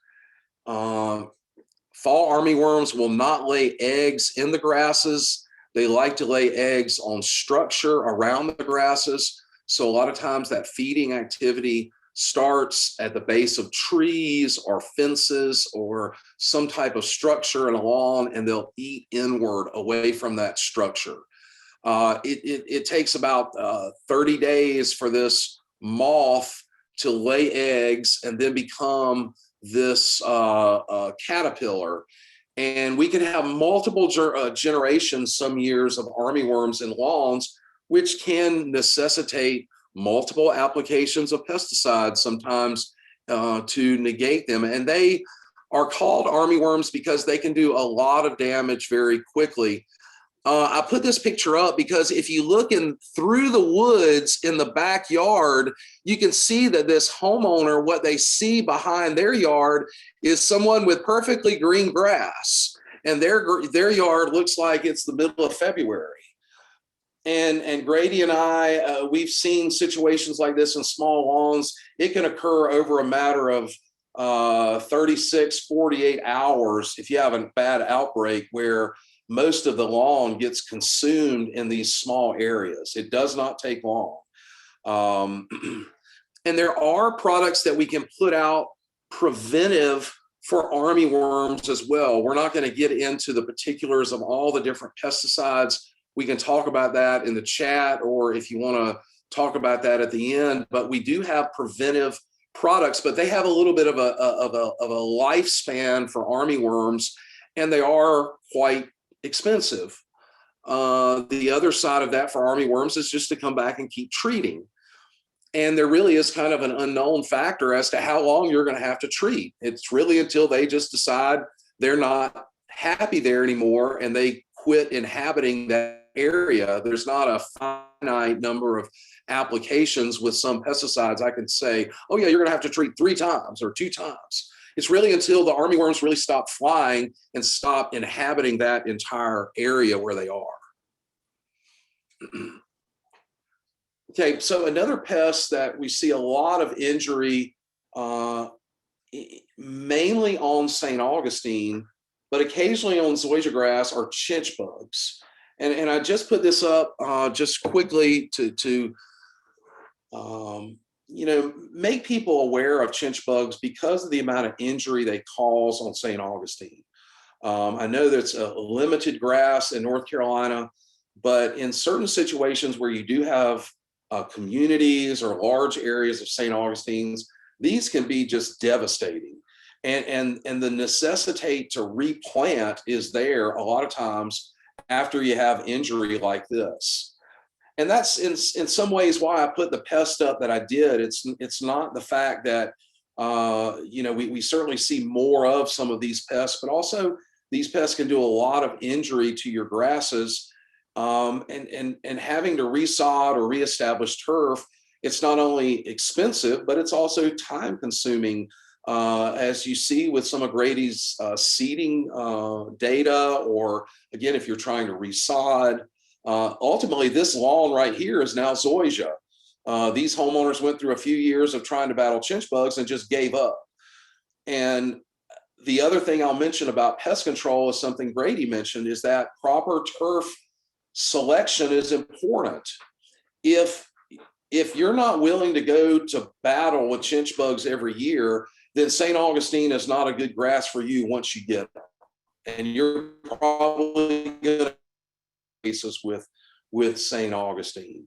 If you battle diseases like large patch that we're going to talk about in a few minutes, you might want to have a grass like Bermuda grass there instead of zoysia, St. Augustine, or centipede that's not habitable. So selection sometimes is important, and sometimes it's important with insect pests as well. All right, next would be mole crickets. Again, I date myself, but I started in the mid-90s, and Rick Brandenburg, our turf entomologist, one of the first things I did with him was start putting out mole cricket trials, and we could only do them in the southernmost county, Brunswick County. We couldn't even do mole cricket trials where I live now in Pender County, just a few counties north, because we didn't have enough population. And we have 2 different types of mole crickets in North Carolina, southern and tawnies. And if you look really closely at night, you can see what these things are doing, but you really have to look closely to see actually how they're getting in your yard. I never knew how my kids' toys were getting moved around till I found out about the mole crickets and how they were able to move around these little toys to dig up your yard at night. But they'll move the equipment back just like leprechauns, so you won't see it during the day when you're doing this. But in about 15 years, mole crickets have moved roughly about 100 to 150 miles north in North Carolina. almost into Charlotte area, all the way up to the Virginia line in Currituck County. Some of my friends out there deal with mole crickets. Certainly, I would imagine they're in Southern Virginia as well, up in Virginia Beach. So mole crickets have certainly moved. And the thing I find with mole crickets that I just want to point out to people is that the subtle tunneling that they do catches a lot of times people off guard. If you're not familiar with mole crickets and the type of tunneling that happens here, I run into a lot of situations, especially up near this northern line here, where I'm called to a landscape area and the landscapers take me out and we start looking for and find out that they have mole crickets. And the bigger issue is once they have been in a lawn for a few seasons, you're pretty much left with resodding a lot of times or reestablishing that grass. They will do enough injury on that turf that that you will have to do some type of reestablishment. So my point is that they're not cheap to control. The other part of that is they can be controlled, and the pesticides that we use to control them will do a fairly good job for that. The most common and best pesticide up until about 10 years ago was available for homeowners and then came off the homeowner market. And that product is called fipronil. It's the same product that you use on your pets as Frontline. But that product is very effective for mole crickets and fire ants in your yard. But that is one of the products now, as Grady was talking about, most of them you don't have to have a license. That is one of the products now you do have to have a license to apply for a home lawn. And it is the most effective for these guys, as well as fire ants. So there are other products that are fairly effective, but this is one of those pests that I will point out can do a lot of injury to the turf. And the other thing, lastly, about these tunnels is, it's raining out here at my house today. So all these tunnels would have been created over the last, week or so if it was a little warmer, as it was dry, and when it rains, they disappear. And I think that's where people miss out on mole crickets a lot of times in IDing that tunneling aspect. It's because every time it rains, all of that tunneling activity pretty much goes away. Okay, so real quickly, we have southern mole crickets. They hatch around end of May, 1st of June, Memorial Day. A lot of times people think, oh, the mole crickets have hatched early, and but they're seeing the southern mole crickets. Southern mole crickets are herbivores. They're carnivores rather. They don't really eat turf like they eat other insects. They like to tunnel a lot, but they will commingle and live with the tawny mole crickets, which are the herbivore mole crickets that hatch out really more around the July 4th time frame. And they're the ones that really do most of the turf damage. All right. Lastly, let's talk about ground pearls, because again, this is another pest that is quite problematic in roughly about not quite half of the state, but at least a third of the state. We have problems with ground pearls. And if you're not familiar with ground pearls, they're small scale insects that live under the ground, subterranean scale insects. They live in the root zone of the turf. And the biggest issue with ground pearls is that we really have never had a pesticide alternative like all the pests that I showed you previously. We can go to the North Carolina Ag Chemicals Manual and come up with some pest strategy. We don't have that for this pest.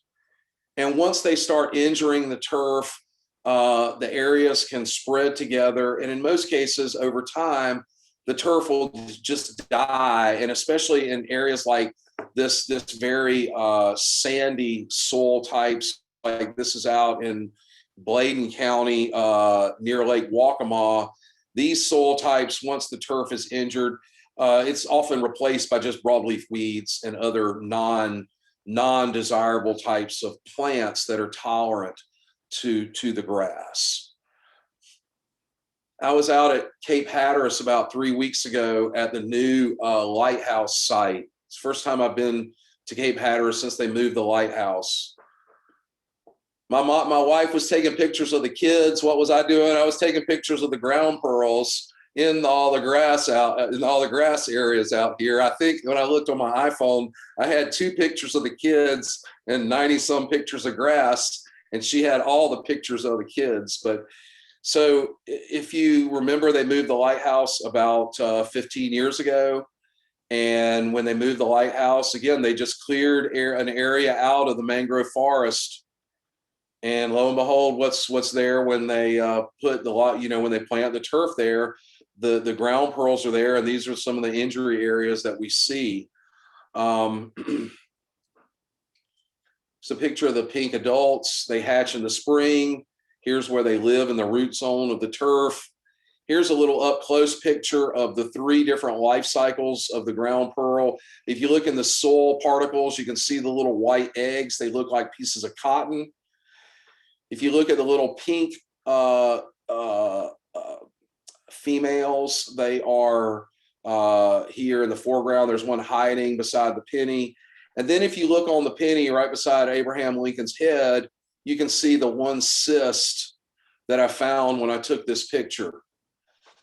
Oftentimes, that's one of the problems with ground pearls, is understanding which life cycle is there at what time. These eggs are there in the summer. These females are there in the spring, and the cysts are there throughout a lot of the rest of the year. But a lot of times these cysts can be hard to find when the females and the eggs are present. Charlotte mentioned that we're doing some ground pearl pesticide work, and we've had mixed results with this, but I'll just show you the place that we've had the most results. This is an area in Wilmington that we've worked with. I actually worked on this property before going to graduate school, so very familiar. These are some treatments we did. This is a picture before we started in 2016. This is that area in 2017. This is that area in 2018. This is Bermuda grass. Not only were the pesticide treatments done, but also, a good amount of fertility work is being done there to try to grow that grass back in as well. But I get a lot of questions on this, and so far the issue here with ground pearl control is just this, is the fact that these products aren't labeled for controlling ground pearls. They're labeled for other types of insects. We're using them on an experimental level.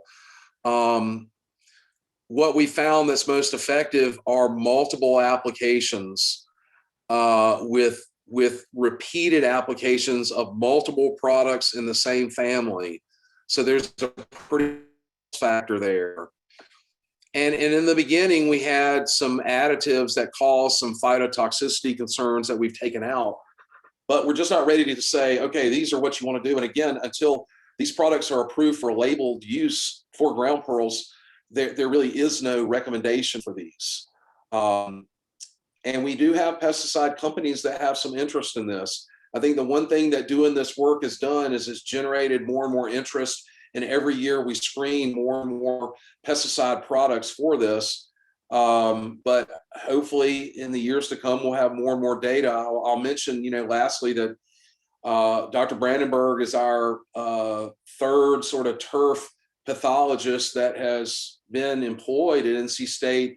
And the previous ones all had 30-year careers prior to him. He's been here almost 40 years, and they all worked on ground pearls before him.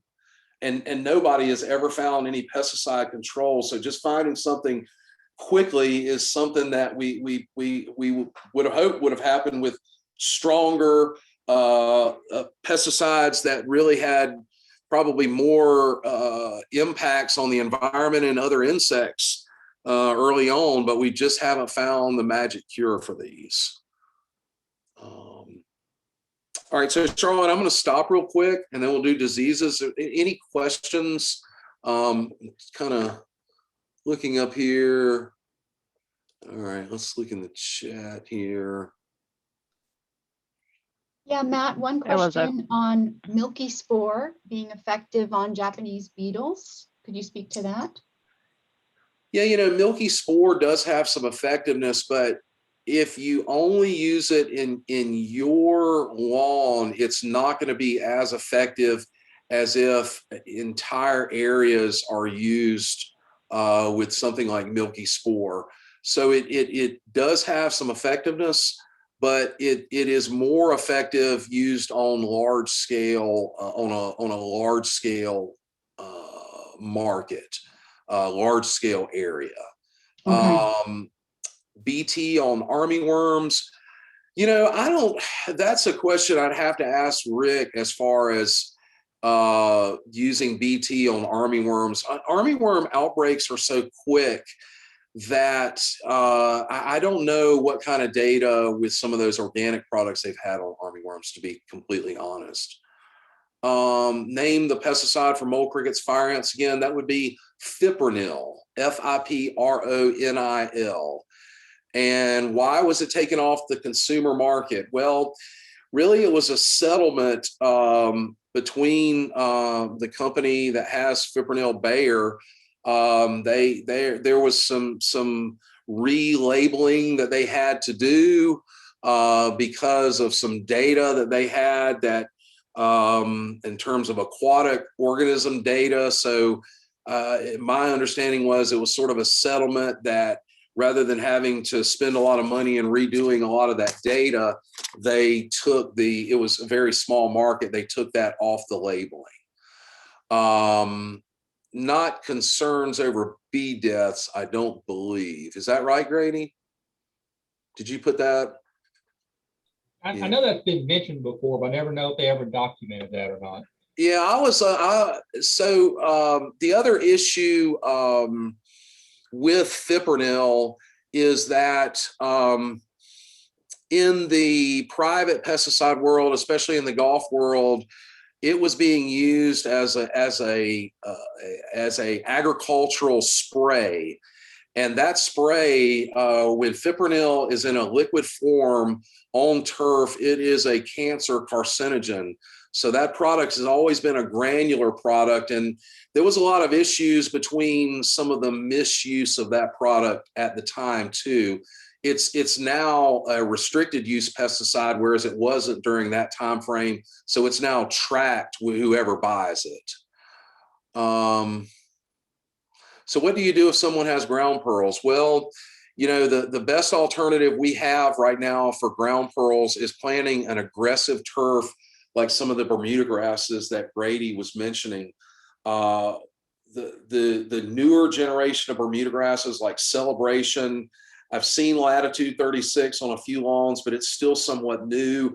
But these very aggressively growing Bermuda grasses, they seem to, if you give them a lot of TLC and keep some of the root inhibiting pre-emergent herbicides off of them that we'll talk about shortly, they do tend to do okay and better and mask some of those symptoms. Is there a grass less susceptible to mole crickets? About the only warm season grass I don't see those in is St. Augustine. Occasionally you'll see them in St. Augustine, but not generally. Typically they're going to be in Bermuda grass, zoysia grass, and centipede grass. And they certainly love perennial ryegrass or something like that you plant in the fall.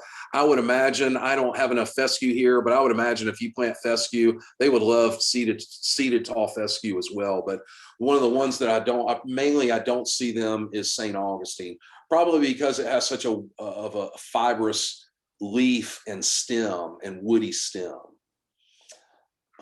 Recommended for fire ants. Well, fire ants, a lot of different things that we could look at. We could look at mound treatments, bait treatments, broadcast treatments. So you somewhat have to decide, are you going to treat a mound, a bigger area?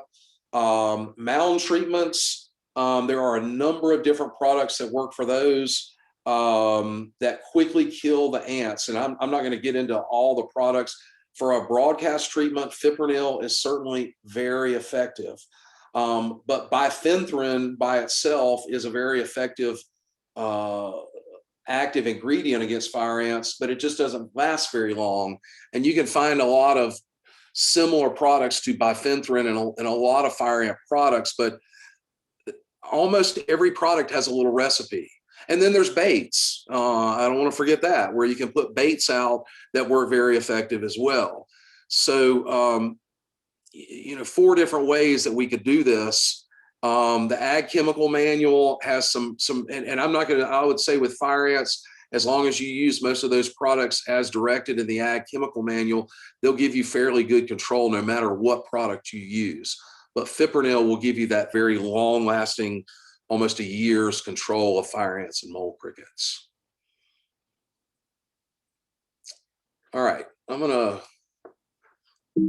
let's see here. All right, diseases real quick. All seen this triangle. The thing with turf diseases is that they tend a lot of times to reoccur in the same areas of lawns over and over again. I'm going to focus on 2 diseases today: brown patch and tall fescue, and large patch and warm season grasses. As Grady mentioned, again, there are a number of diseases in cool season turf. I've listed here tall fescue, what we would consider the most common diseases that we see: brown patch, Pythium blight, gray leaf spot, and fairy ring. In Kentucky bluegrass, we see a lot of dollar spot, we see summer patch, and we see fairy ring. It's not that we don't see other diseases, but the one disease we don't see in bluegrass that we see in tall fescue is brown patch. And therefore, that's one reason we see these blends of seed where we're mixing bluegrass and tall fescue together so that we have one species that is more resistant to one disease than the other. You can see the pictures Grady showed of the summer patch and the Kentucky bluegrass and how devastating that might be on certain varieties. And the ryegrasses, well, they also have diseases, but in most cases in North Carolina, they're grown for such short periods of time compared to tall fescue or Kentucky bluegrass. They really don't have the opportunity to get diseases, except on putting greens when we used to use them as overseeding. Excuse me, they're not nearly as disease problematic a lot of times, except at seeding. Warm season grasses really have more diseases than as far as a list goes than cool season grasses in terms of what they might be susceptible to or what you might find on them. I won't go through the whole list here, but again, some of these are similar. Some of them have differences. You notice fairy ring shows up. We'll find that in almost all turf types, or can possibly find that. St. Augustine grass, gray leaf spot is a big problem in that grass, whereas in centipede, we never really see gray leaf spot. We might see dollar spot or large patch, but never gray leaf spot. So certainly that species does make a difference with turf diseases.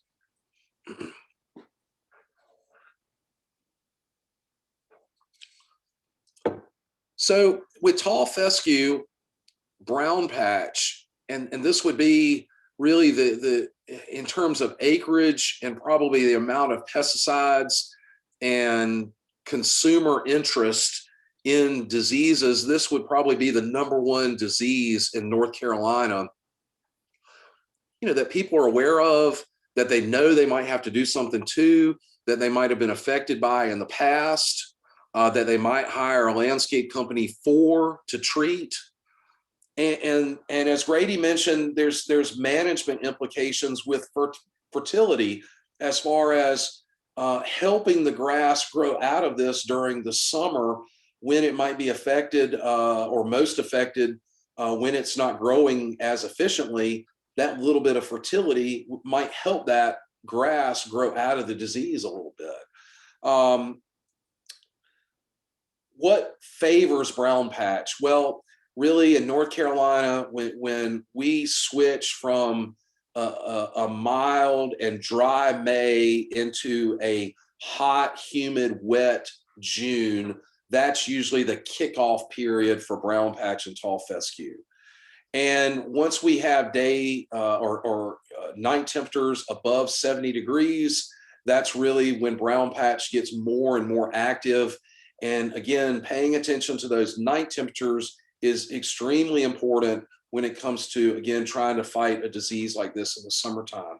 When we get those early summer thunderstorms, people that might irrigate improperly, people that might put out a little too much nitrogen. And again, there's a lot of perfect recipes once we get the heat and we start having afternoon thunderstorms to get brown patch active in tall fescue. And there's a lot of fungicide programs we can do for this, but for the most part, people will spray for brown patch starting in the latter part of May, just prior to that disease, the onset or predicting the onset of that disease with some of the fungicides, to try to have that fungicide protecting the grass when the disease outbreak occurs. They don't wait until the disease outbreak occurs and then go try to rescue the turf with the fungicide. At that point, the grass is really more like in a much much more severe state of injury, and it's not going to just we're not going to have a miracle cure from that fungicide at that point. Similarly with large patch is also a rhizoctonia disease like brown patch, but it affects warm season grasses. It attacks mainly centipede, St. Augustine, and zoysia. It rarely attacks Bermuda, and I take that back. You'll see it in Bermuda, but Bermuda grass will outgrow it like a racing car once it gets going. So one way you can alleviate yourself from some of the issues with spraying for brown patch, if you have a warm season grass and you're getting it every year, like this guy, this is my neighbor, okay, would be to switch turf types. For what he would spend spraying this long, it's enormous. Several seasons, he could switch turf types, because the cost of these fungicides, again, is very high compared to other pesticide applications. A pesticide application for this area will cost you in the neighborhood of $200 to $400 an acre per application in most cases. This guy's front yard is probably 15,000. It's easily a third of an acre. So he could spend $400 a season easily spraying fungicides, just the cost of the product himself, not paying someone to do it. So this is a real damaging disease on warm season turf. The one thing I'll mention is that if you do manage St. Augustine, it will certainly occur earlier in the summer on St. Augustine. Sometimes you'll see development on a wet, cool summer in July, starting on St. Augustine, going into the fall, whereas on centipede and zoysia, it's a little longer to come out. And it will last through the fall, through the winter, and it will start to reemerge here in the next few weeks as the grass greens up. So we got to be, here's a few ways we might control large patch culturally. Improving the drainage. I didn't mention that I do live on the coast, but where my yard and that guy's yard, we have a lot of clay. And when it rains, that guy has sheet flow across this yard where water doesn't absorb. So improving drainage, a lot of times large patch really occurs in a lot of wet areas. Reducing water after mid-August. Reducing nitrogen. This is another look at that, again, front yard. I can see it right now. I drive by it every day on my way back and forth to Highway 17, where my yard is, and I see this. I can see the outline and the imprints, and it'll reoccur in almost the same place where it was in the fall. It'll start again on the edges this spring. So how do we make fungicide applications for this? Whoops. Well, fall fungicide applications are the most effective. We typically start those in late August, September, October timeframe. We need to usually make 2 applications, and then certainly a spring application will help in severe cases like this. This is one of those situations where how important is cosmetics to you? I deal with a lot of lawn care companies that are, want to make customers absolutely happy and make this go away as quickly as possible. Whereas the reality of it, a lot of homeowners may not want to spend the money for what it costs to actually do this, to really make the control effective. And I also mentioned that backpack sprayers are not really very effective in terms of putting fungicides out for this. We do have some granular products that have some control in this that make it a little easier for a homeowner to put them out. But for the most part, this disease is just not as user-friendly when it comes to equipment and using fungicides. So again, that's a difficulty. So you may just tolerate it until the summer and let the grass grow out. But the last thing I'll say is that it's going to come back. It's not going away. And when the conditions get favorable again, it will reoccur in the yard, whether you apply fungicides to it or not. So that's certainly something to consider. It's not a once and done thing that you do it 1 year and then it'll never come back. It's going to come back maybe in a lessened state as far as how effectively or you keep it from spreading this year. It may come back less next year, but it will come back in most cases. All right, so I'm going to stop here. This is the last I've got on some diseases before we get into weed control. Sorry, Charlotte, I'm struggling on bringing up any questions here. No new questions. Okay. All right. Yeah. So let's go to weed control then. All right, weed control is probably the one thing that people I think sometimes struggle with the most in terms of trying to help when we're helping someone and our knowledge level may not be quite where, again, this weed control takes more, I think, than in terms of a fungicide or an insecticide, a little more know-how in terms of how to use it. All right, so these are just sort of a flow chart on how you might go through choosing a herbicide. First, identifying what the weed is. That's a lot of times the most difficult part, especially with broadleaf weeds. A lot of them look very similar. Grassy weeds, sedges. Then choosing what grass type you have to treat it in, because for the most part, cool season grasses probably have a little bit more compatibility with herbicides sometimes, but warm season grasses can be very unique in terms of what you can and cannot use on one grass type versus the other. All right, so then we got to choose what type of weed is it? Is it an annual weed, a biannual or perennial weed, or maybe a biannual weed, which is not usually quite as important as far as in terms of biannuals, but annuals and perennials certainly are very important. Because with annual weeds, a lot of times we can get good control with pre-emergence herbicides on those, as well as there may be post-emergence options. But with perennial weeds, there's almost no pre-emergence options for a lot of perennial weeds. So we're stuck using post-emergence options.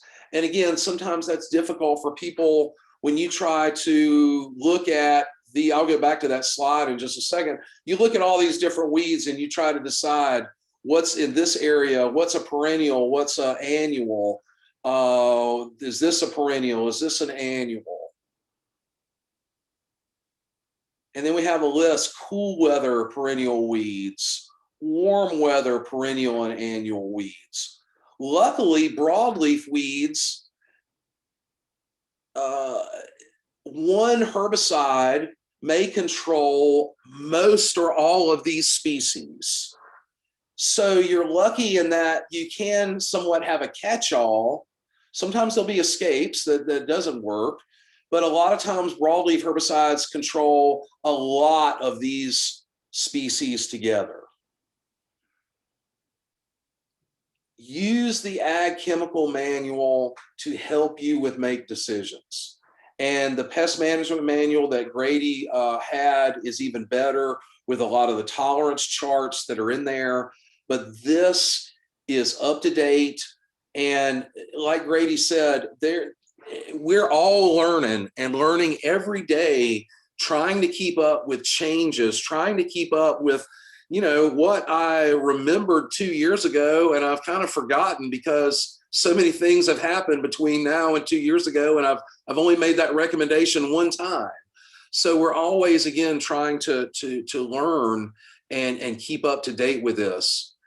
If you don't know, and please, I think the most satisfying thing to me, a lot of times, especially with extension agents, are the ones that call and they have questions and they want to learn, and they don't just take it upon themselves to know everything and make all, because believe me, I don't take it upon myself to know everything. I call Fred Yelverton, I call Travis Gannon, I call Burt McCarty at Clemson, I call past graduates, Gerald Henry at University of Georgia. I call a lot of different people to get explanations on weed control. Not all weed scientists have the answer. One guy may know a lot more about one thing than the other. And so it's something, believe me, and please don't never feel intimidated that you're asking a question, because you're only improving yourself by learning some of these things. All right, so, you know, crabgrass is what we focus on a lot this time of the year. A lot of years we see crabgrass germinate in February in some of these southern counties. I haven't seen it yet in what's today, March 16th. So in 2018, which was actually a very cold winter, we had snow at my house on the Intercoastal Waterway in 18, and crabgrass germinated February 26th. Goosegrass, another thing to caution, be careful with, are pre-emergent herbicides. A lot of these products that are sold in big box stores that landscapers apply, especially to warm season grasses, especially to centipede, especially to St. Augustine. And as Grady mentioned, that might be used around seeding time with cool season grasses. They can have a big interaction long-term with how grasses grow in the yard. And a lot of homeowners don't realize that they thin the grass quite a bit sometimes with pre-emergent herbicides unknowingly. They don't realize the effect that they're having with the lack of rooting on grasses that have stolons like this with some of these rootings. And this is the problem with a pre-emergent herbicide. And it's very easy to see in this slide. It's not a problem right here where you have good turf density. You could use that pre-emergent herbicide and probably not see a lot of issues, but where it has to spread into a bare area, it won't do it after that pre-emergent herbicide has been applied. And that's one of the real cruxes as the turf might decline, or you have a pest injury, and then you're using this in combination with why turf might thin over time. Okay, so we have to be careful with pre-emergent herbicides. They are very long lasting. And again, all you have to do is walk into any garden center right now or any big box store, and this is the number one thing they're trying to sell folks. Put this stuff out, put this stuff out. Well, it's okay for certain types of grasses, but you do have to pay attention as to what you're doing. And centipede and St. Augustine are the most likely warm season grasses that I will tell you that might be injured, especially centipede from these pre-herbicides. All right, annual bluegrass. There's a lot of this out there right now. This is our winter annual weed. Most of this germinates in October and the early fall. But this is certainly, in terms of a weed, this is the world's most prolific turf weed. From the northern hemisphere to the southern hemisphere, this weed occurs across the earth in terms of in turf situations.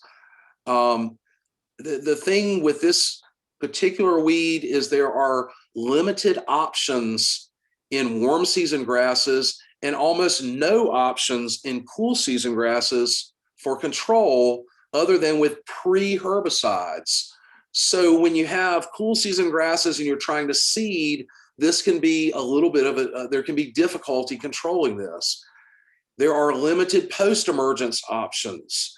And the thing we're running into now with a lot of these post-emergence options is herbicide resistance on golf courses, athletic fields, and other areas where some of these herbicides have been used for multiple years, if not multiple decades. So this is a dynamic weed, to say the least. Sedges, also something that we see quite common during the warm weather in home lawns. Sedges have triangular stems. Grasses have oval type stems or round stems, not triangular stems. The most common one you'll probably see, in home lawns and in beds would be yellow nut sedge. Purple nut sedge is a lot more common in low cut turf, like golf fairways or athletic fields. But by far in North Carolina, from the coast to the mountains, the species you'll see the most of would be Kalinga species. And these would be the easiest to find across the board in terms of sedge species that we find, from the mountains to the coast. So these would be the most common types of sedges. And again, sedges, the thing I'll say about those is that most of these are perennials. There are very limited, almost no pre-options for sedges. So we're left with post-emergence options for nuts for sedges. There are less post-emergence options for sedges in cool season grasses than there are warm season grasses. And for the control of most sedges, if you have places like this that you're trying to get rid of, it will take at least 2 applications in the summer. So it's one of those places where we have to do multiple apps. And again, Ag Chemical Manual has some great information on sedges. Myself, Dr. Yelverton, we're always here to help you try to make the best decisions as to what type of product you may want to control on or may want to use on sedges.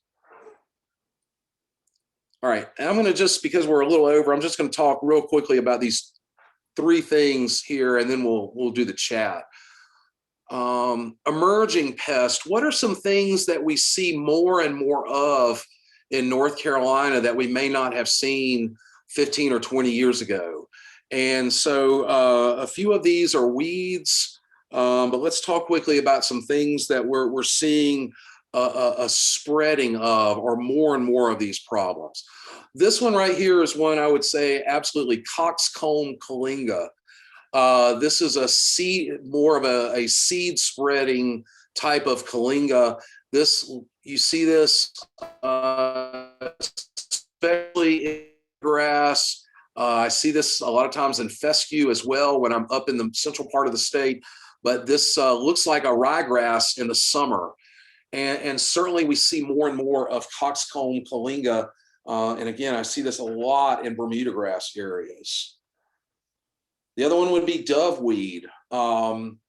This is a monocot plant, but it looks a lot like a grass, but it is a broadleaf weed that will produce a flower. These are the immature flowers here, and you can see the flower pods on the tips of these leaves. This one fools a lot of people if they think that it's St. Augustine or some other wide blade grass in their turf area, and it grows very, very rapidly in the summer. It also germinates kind of late, so you don't see it typically until June really start to infest areas. And once it gets there, it also is pretty bad in landscape beds. I have it really bad in my transition areas from landscape beds to turf where I run my edger, and those areas get thinned regularly. Another one would be Old World Diamond Flower. This is one that we see throughout the state sporadically.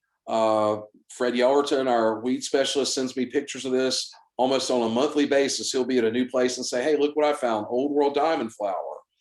So this is another one that's an emerging. And one of the issues with Old World Diamond Flower is that there really are very few herbicide options for this, almost none. Lastly, let's talk about mites, because we're certainly seeing, I wouldn't say as much of a resurgence on Bermuda grass mites. I think we've always had situations, localized and sporadic situations with Bermuda grass mites in areas throughout the state. So they're nothing new really in terms of being there. The pest, I think, that I've shown Rick Brandenburg a lot of situations over the last 2 or 3 years that has really surprised him are zoysia grass mites. And the number of areas that I have found infected with zoysia grass mites over the last few years is somewhat alarming, especially in some of the areas where they're occurring right now. Zoysia, and there are 2 different species of mites. This is a sod field infested with zoysia grass mites that was ultimately destroyed and replanted with Bermuda grass. And these are zoysia grass mites in jammer zoysia. And these, I have seen, again, a tremendous amount of lawns infested with these over the last 2 or 3 years in areas where it causes this severe dwarfing on the very tips. This is an area where you can actually see it broke off the stem. There's the stem. There's where the mites have been infested. Part of the difficulty with this pest is finding them. We find a few, but not many. The turf should look like this, but it looks like this. And again, it's something that we're seeing in new grasses, brand new grasses that haven't even been planted yet in foundation fields in some cases. So that's a little alarming that at least some of these growers caught this, but there may be some other growers that may not catch these. And again, the issue like with ground pearls with mites is there are no effective controls with mites that we're aware of. And the ones that have some labeling are only labeled for golf uses, and they offer very little control.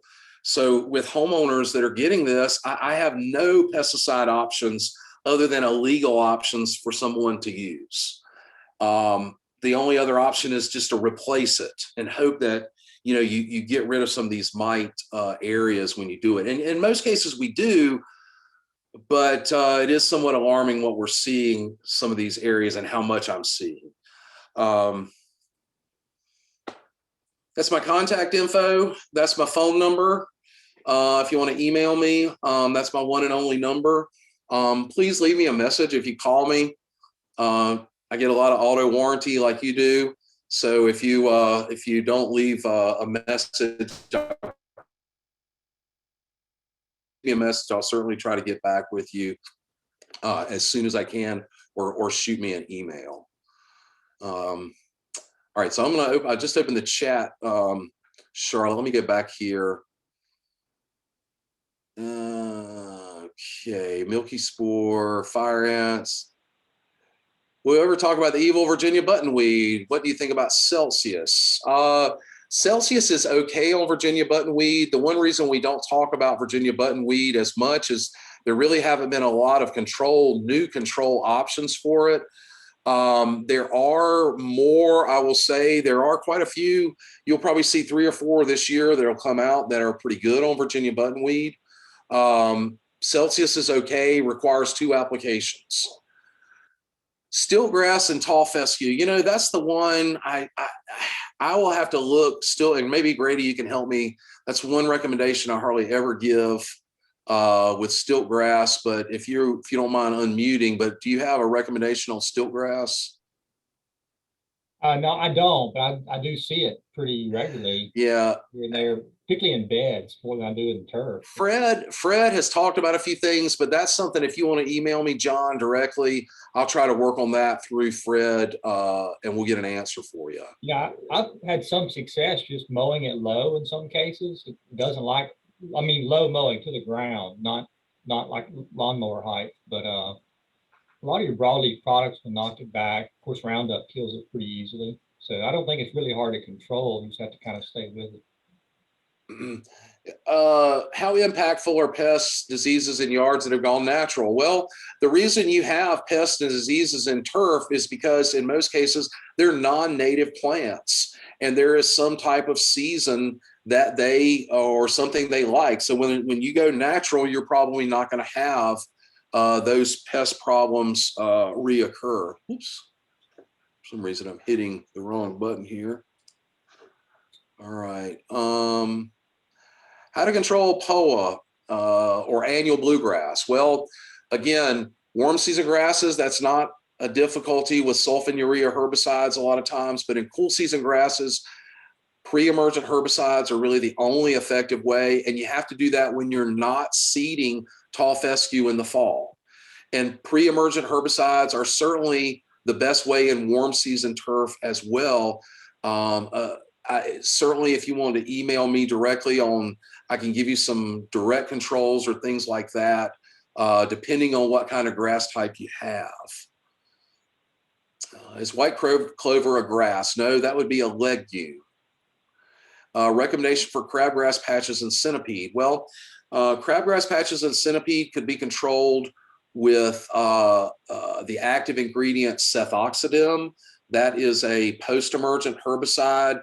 There also is a new formulation of clethodim, which is also homeowner available. That is also very good for crabgrass control and centipede, as well as there's a product called Tenacity that will offer some crabgrass control in centipede. But most people use sethoxidime for that. Yeah, and I mean, again, Sandro says, my yard's been natural for about 15 years, very few pests, no diseases. I don't think it's as much sometimes the chemicals as it is sometimes trying to manage one particular, a million of one particular types of plants or millions of one particular types of plants together as it is having less and more diversity there. So I don't know that that's always the chemicals, because they really don't have a long residual to cause what you're talking about.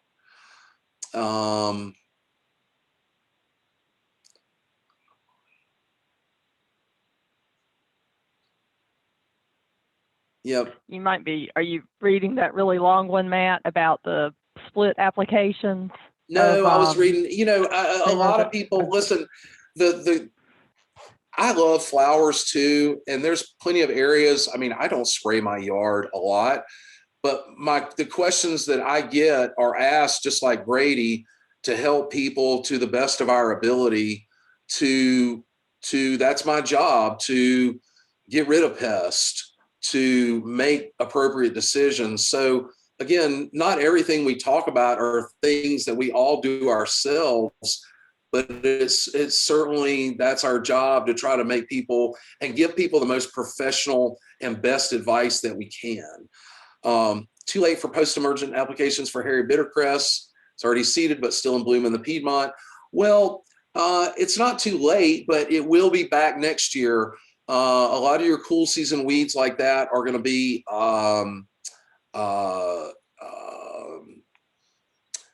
dying out in April and May, but they will be back next year. So if you want to see them go away and help the turf fill in a little bit, get a little more density for the summer, then certainly I would get rid of the weeds.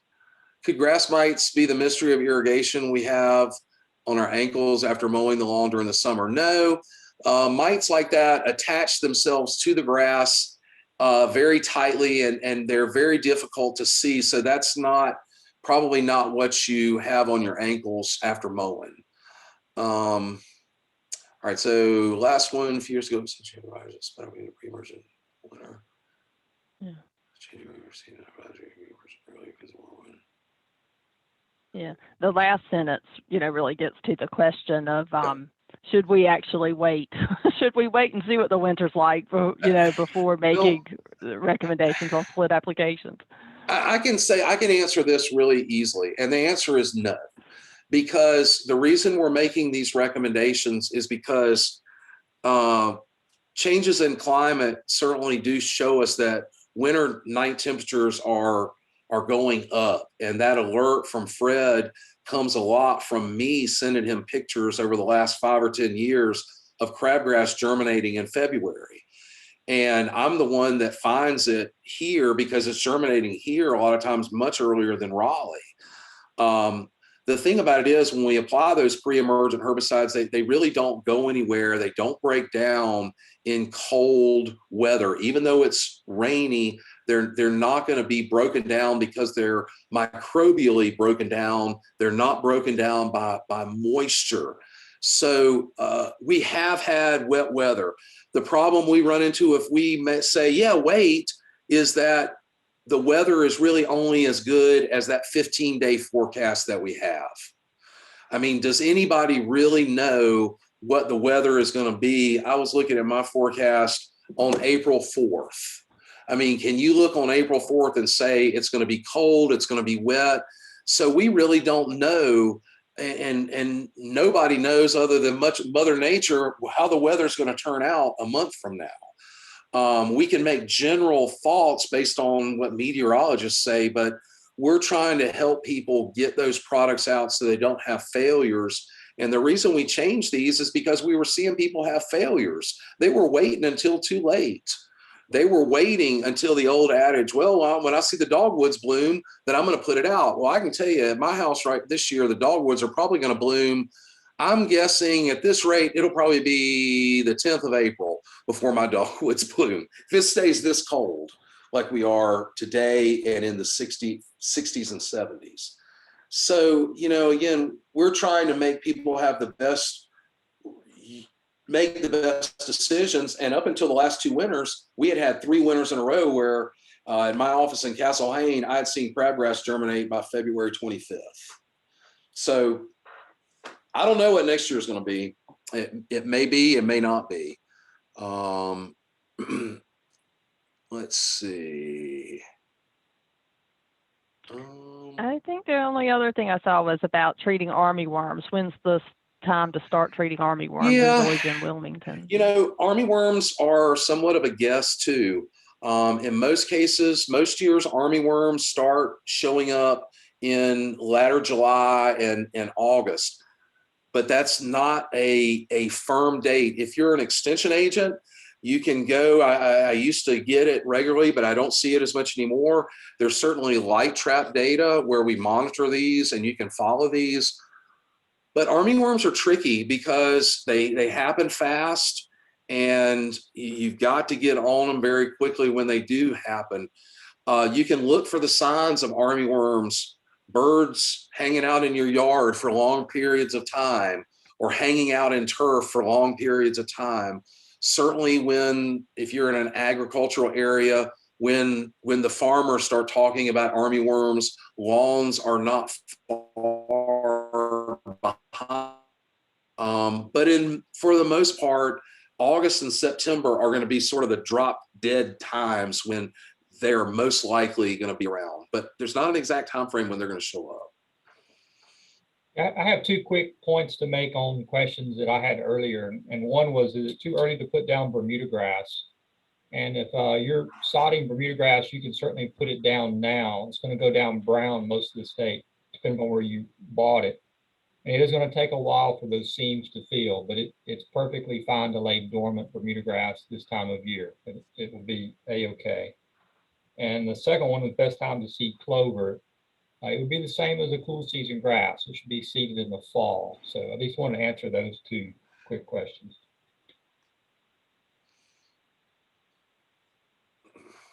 All right. Well, thank you both. Thank you, Grady, and thank you, Matt. We really appreciate you spending your time with us this morning and sharing all you know. so much to take in, so much wonderful information. And a lot of people, echoing that in the chat just to say thank you. So we have recorded this and we will get it posted and sent out. But we appreciate everybody staying on and listening through to the questions. Thanks, everybody. Thank you. Thank you, Charlotte. If you have a question, I see a few more coming in. I'll put my email, and I'm in Turf Files as Grady is. Certainly email us those questions and we'll be glad to follow up with a little more information. I see a few more coming in. Shoot me an email. I'll try to get back. If not today, then early tomorrow, I'll get back with you with an answer. Thanks, Charlotte. Yes, thank you. I hope everyone has a great rest of the day and the rest of the week. So we look forward to seeing you. Hope everybody will join us back next Tuesday for Plants, Pests, and Pathogens. We'll be starting at 10, and we'll have Inga Meadows with us to talk about Phytophthora-resistant plants. So hope to see you then. Thank you. Thank you.